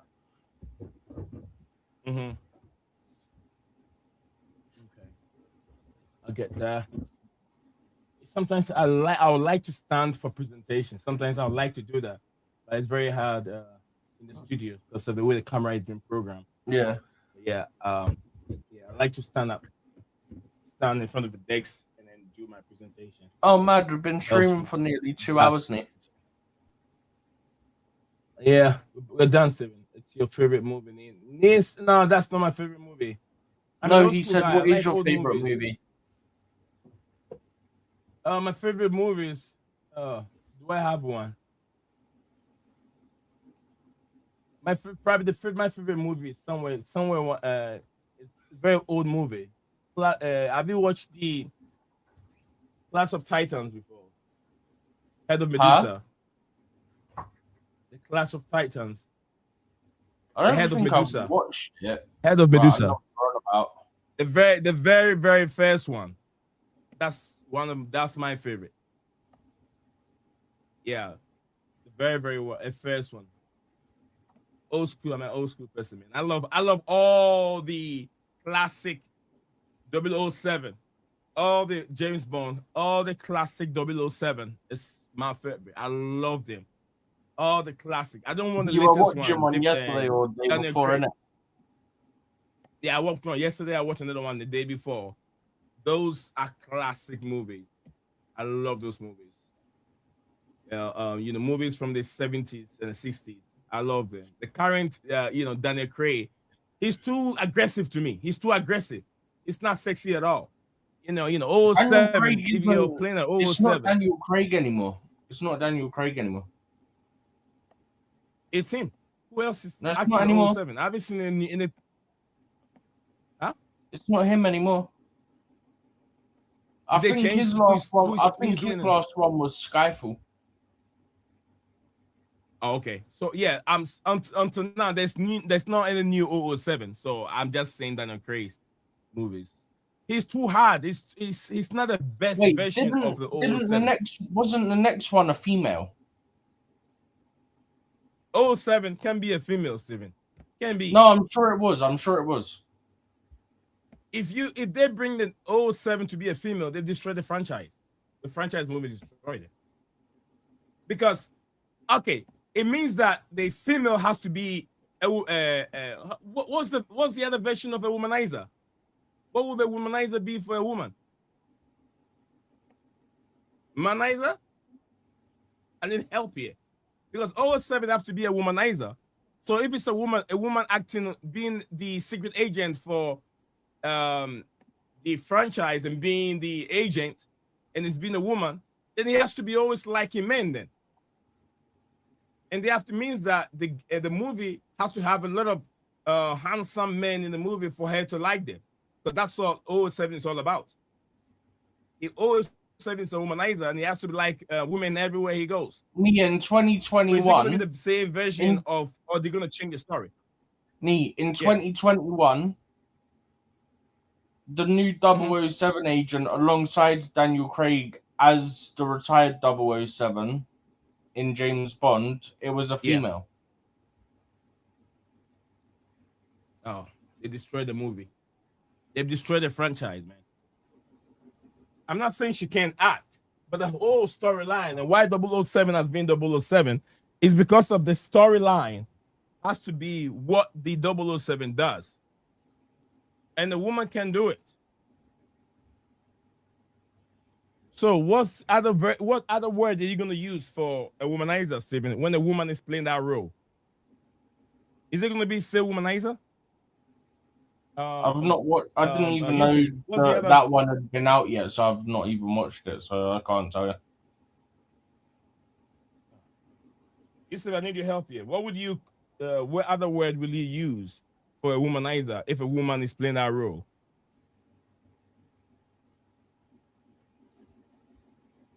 I don't know. Hear you. No idea. No. Guys in the chat, I throw this to you guys. My boss, what's up? Says at least favorite movie isn't Devil's Advocate like Coachella. Clash of Titans, Clash of Titans. No, not the 2010. No. Way past somewhere I think in 1960s. The first original Clash of Titans. Go and watch that one. The first Clash of Titans, the head of Medusa, the original one, is better than the 2010 one. 2010 one is too much fiction and green screen effect. You want the old one. Usually the old movies, the original movies, are better than the current ones. If you've watched it before, DJ will tell you. DJ will tell you the truth. Clash of Titans 2010. No, Babas, not the 2010, the very, very first one. I think it's somewhere 1960s or 70s. Another one of my favorite movies are Mission Impossible 3 and 2. Very, very good movie. Mission Impossible is also a good movie. I like the Titanic also. Titanic 96 or 97. Yeah. Titanic is not bad. Like 50 Cent, Get Rich or Die Trying. Very good movie, but it's not favorite. Also, yeah, another good movie. Roger Moore and Sean Connery. Yeah, Sean Connery. Yeah. Sean Connery is my favorite. And also, you can talk about what's his name again? What's his name? Oh my goodness. Oh, this guy. He played he also played the 007 one. Always have his name in my head. He did a lot of the 007 movies. He was, I think, a perfect fit for that 007 also. I know Sean Connery was also great. The Sean Connery was more of the 60s. Sean Connery, if you guys seen that movie from Sean Connery, was The Rock. The Rock, one of the last movies, one of the last, not very last, but one of the last movies. No, I love what's his name? Not Sean Connery. One of my 007 actors. Steven, can you help me with some of the actors? I honestly don't know him. Oh, come on. I forgot his name. Damn, I just watched him yesterday. Google is your friend. Yeah. Who? Google is your friend. Hugo. Yeah. Hugo Kitiki. Oh, Google is your friend. Is it Roger Moore by any chance? Sarah Jamal? Hugo is your friend. Google is your friend, as in you can literally ask Google.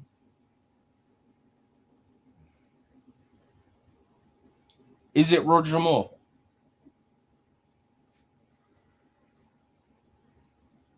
Let me see.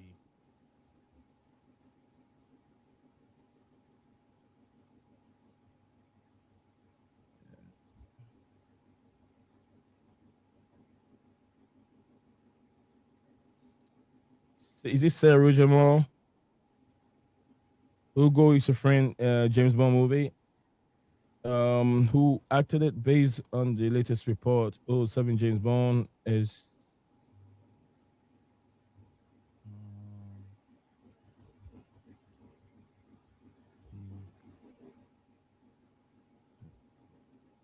It doesn't say yet. It doesn't say who acted it. Still looking. Just put who played James Bond, and then you should have a list. Yeah.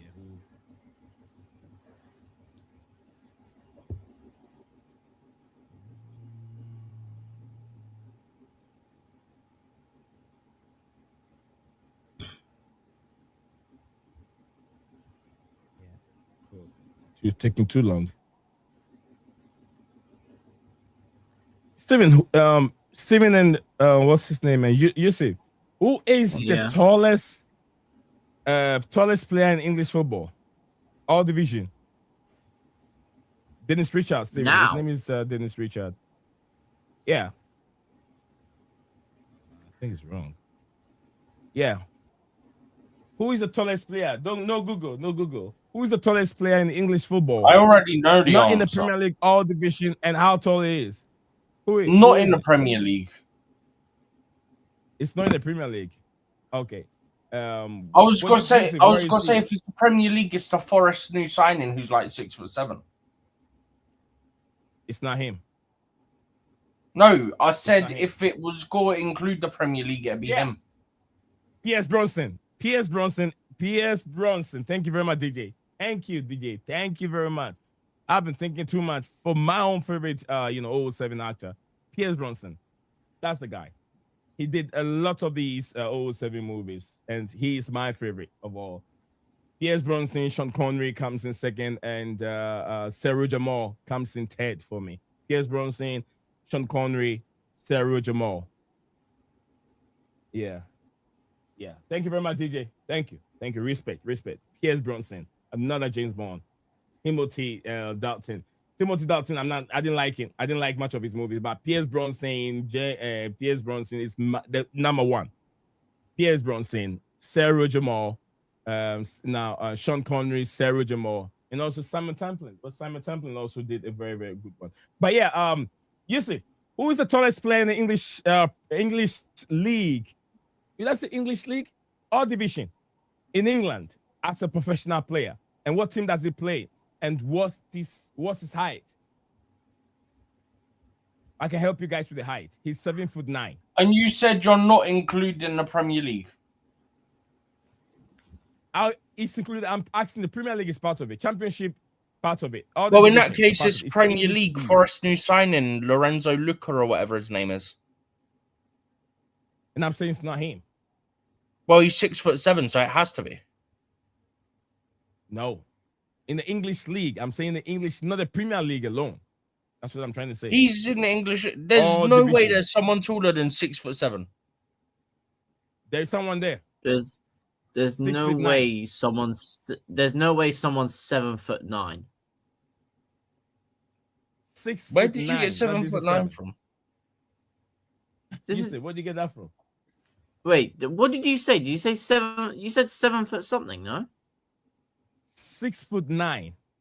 Steven you said 6'9". I said 6'9". I thought you said 7 foot. He was taller than Peter Crouch. He's taller than Peter Crouch. What? Yeah. I think. What? Professional football. He plays professional football. If you say the league, will it give it away? Yeah, it will. I know one who's not in the English leagues at the moment.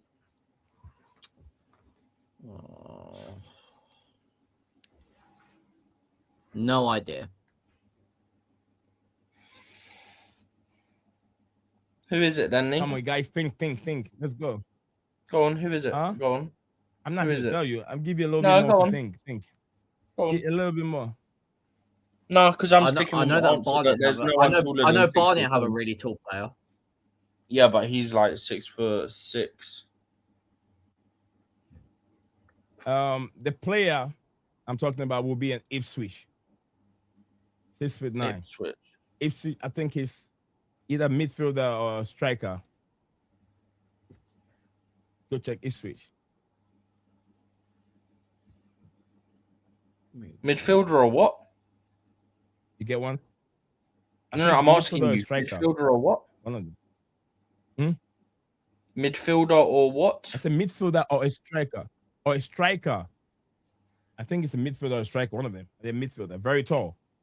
Professional player. Taller than Peter Crouch. He's 6'9".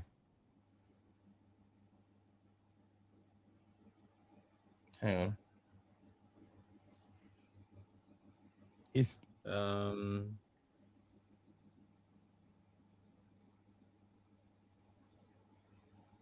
you find it? What Nash? Wait. Oh, I'm not gonna ask that.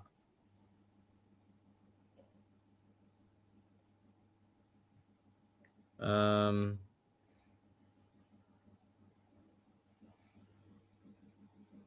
guys can find it. I'm looking. They've got a lot that are like 6'4", 6'5".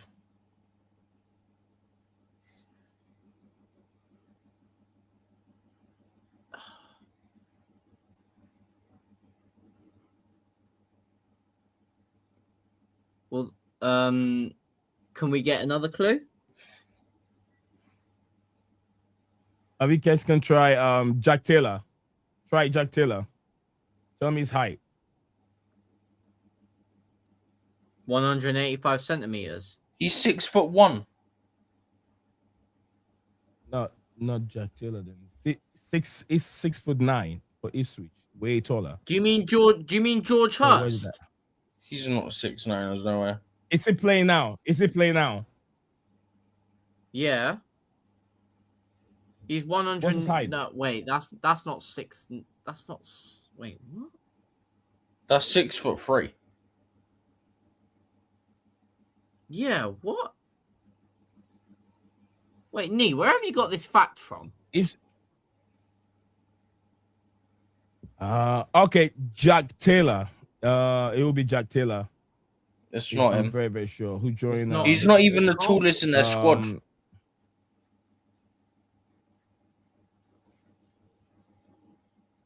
It's okay. Hold on. Since one goal into okay, his Jack Taylor, 27, is a Republic of Ireland midfielder. Wait. Current 2026, who joined from Petersburg, and he has recorded 1 goal, 24 appearances during the 2025-2026 who did you say was he? Did you say he was season 6 with foot, an average 6 rating of 6.9 to 6.9. 6.9. Who? Contributing to their midfield with solid performance. Jack Taylor, 27 years old. The tallest player, 6.9. Nigga, I'm telling you now, I'm looking at it. Jack Taylor, 6'1". Oh, it can be 6'1". Wanna bet? Sure. I won't bet. Nee, the tallest player. The tallest player in their squad like 6'5", 6'6".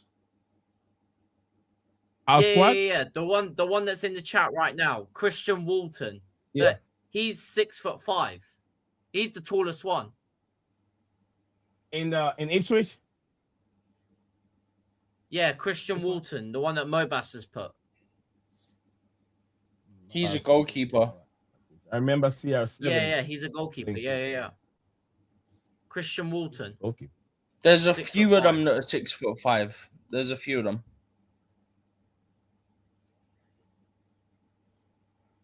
34 years old. Can't believe Neymar is 37.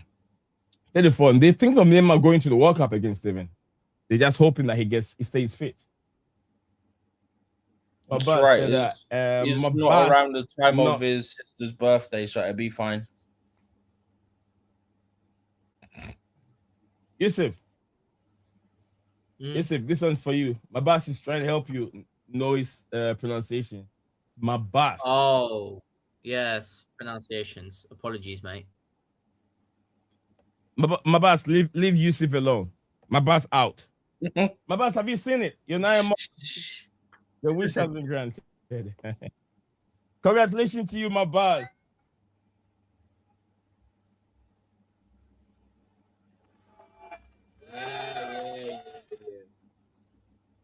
All right. Steven, I think we're gonna wrap up here. We've went through everything. We're now waffling here, aren't we? A little bit. What you got coming on? Yusuf Blue. Sorry? I said, what you got coming on? Chelsea. I think Wolves game is away, right? We're going away to Wolves. It's away. Chelsea is Wolves away game, yeah. I'm not going, no. I went to the Carabao Cup one, the 4-3. Yeah. But I'm not going to this one. You're not going to that one. DJ, big up to you, DJ. DJ said that neither winger who just signed for Bournemouth is still is tall. Sorry, tall, bro. Raymond. How tall is he? DJ, you know how tall he is. Knee out, joking, don't kill me. I will kill you, my boss. I wouldn't do that. You've picked up a lot from Coachella, my boss. Yeah, the tallest in English football would be Luca. I think it's Lorenzo Luca, whatever his name is, that signed for Forest on, I want to say, deadline day. 6'7" striker. Are you talking about Premier League or English football? English football. 6'7".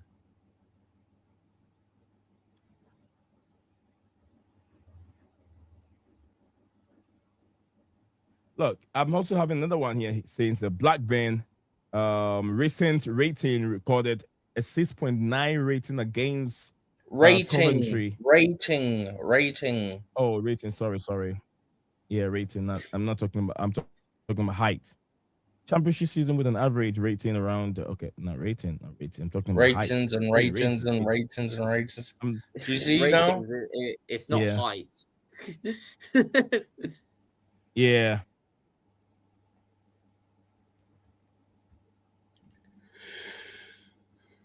I'm telling. I thought I saw this thing somewhere, and it was 6.9.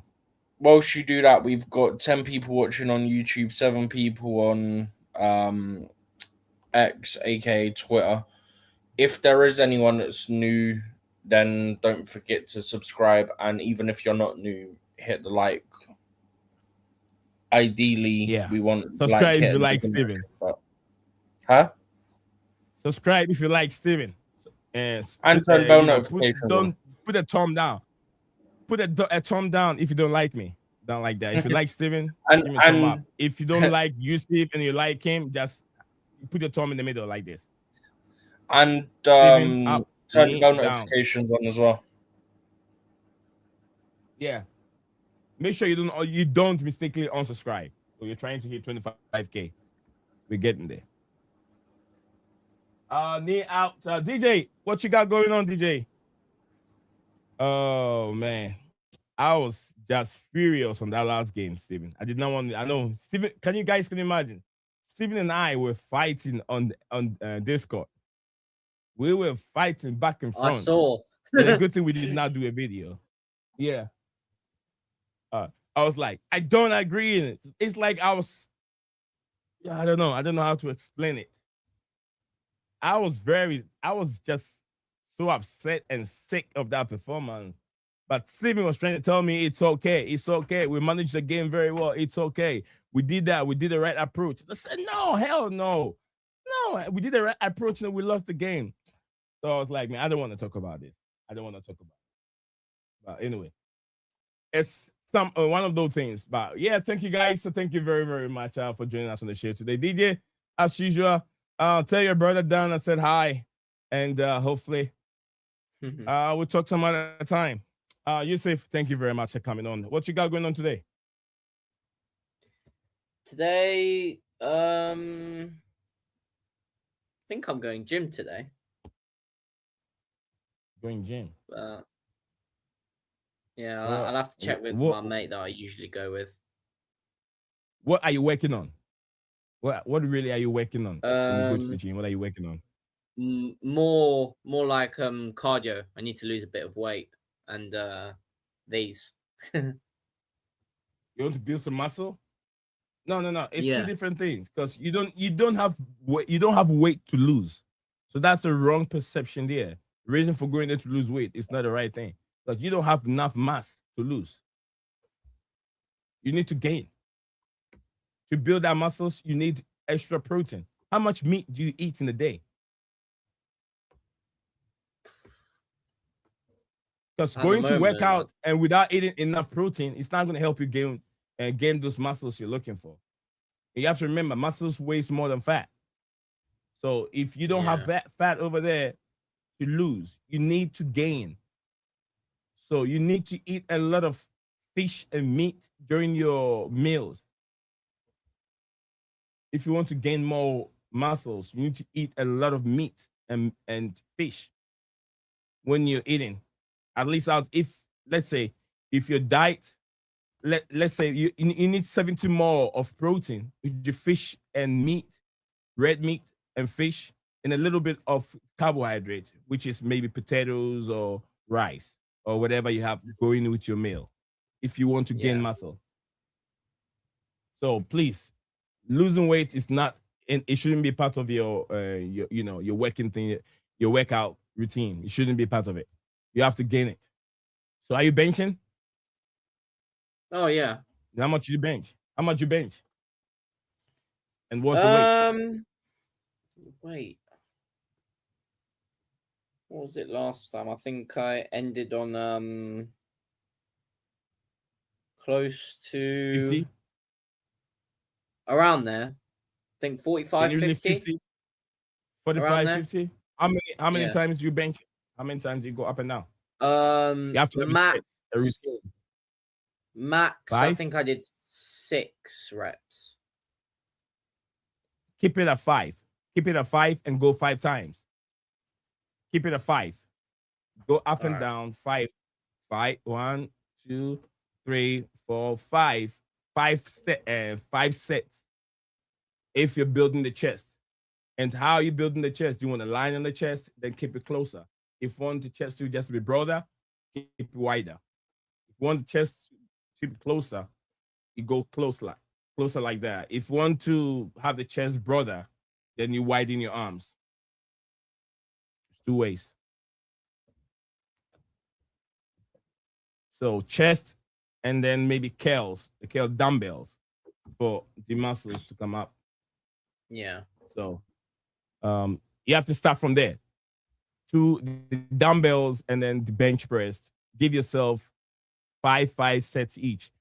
5 times. Maybe your arms you can go more, depending on the weight. If 20 pounds, you're going 20 pounds. 20 pounds should be okay. 20 pounds, maybe 30 pounds, 15 here, 15 there. Maybe your arms will not be that heavy for it. It will be too heavy for you. But you start from maybe 10 pounds on both arms. Then when you realize the weight is getting lighter for you, then you double up to 15 pounds. So 15 pounds, maybe 15 here, 15 there. Make sure you give it even, else one arm will be bigger than the other. One arm will be bigger than the other. All right, Steven, what's DJ said? What Steven? Steven, you accepted that lineup, May. Steven here, that DJ said you accepted the lineup. I'm surprised. He said he's surprised if he did accept the lineup. I mean, DJ, the lineup, I think the lineup was not that bad. The only place that I think that it wasn't right was Delap on that right-hand side. That's the only place that I think it was not good at all. But besides that, everything was fine. We contained us now. We were better. Jerry Hatto did very, very well. But then up front, we were toothless. Delap on the right-hand side was the main problem with our lineup. Besides that, I don't think it was that bad. We did exactly what we're supposed to do to stop them from scoring goal, but we did not do much up front. We had the right tactics, DJ. The right tactics was spot on, but the right personnel, the personnel was what we were lacking up there. Because if you're defending and you're relying on long balls or playing the balls to the right hand, the winger, you need someone who is skillful, someone who can run behind the channel, who can run, who's very quick. And we never had any of them. So that's why I was like, it would have been better playing Garnacho on that side instead of a Delap. That was my only thing that if Rosenior have done, we could have got goal in the first half. But Delap first touch is very bad. He can't hold on to the ball. He can't even cross or even to save his life. That was the main problem that we have on that side. But besides that, I think that the approach was negative. It was okay to just, Steven, don't want to get into it. Steven don't want to get into it. We had no attack, man. Yeah, we had no attack. It was because of Delap. And all the time when he hold the ball, he can't move forward. He's not moving forward. He turn around and pass the ball back again. And when he pass the ball, he doesn't run into empty spaces to see if he can receive the ball again. He stands right there. So our attack did not exist. You know, usually when the wingers, you pass the ball to the winger, he's looking for one, two passes. He passed the ball to you, then he ran quickly for you to pass the ball to him. Delap doesn't do that. He's stagnant. He was just at one place, never move into those empty space. So, and he was just, I think it was just wrong tactic. Yeah. All right, DJ, Steven, my boss, all the crew, Makeem, and everyone that tuning in. Dano Night, Cool Palmer, all the guys, so thank you very much for coming on. Steven G is already sleeping, I'm very, very sure. We'll catch you guys up at the same time tomorrow. I always say Lil Desperados. Hang on to hope. Oh, it took forever. Finally, you got it. Hang on to hope. All right, guys. I will love you all. We'll see you guys same time tomorrow. Bye-bye. Bye-bye. Bye-bye. You are a winner. Stand tall, be proud in the face of doubt.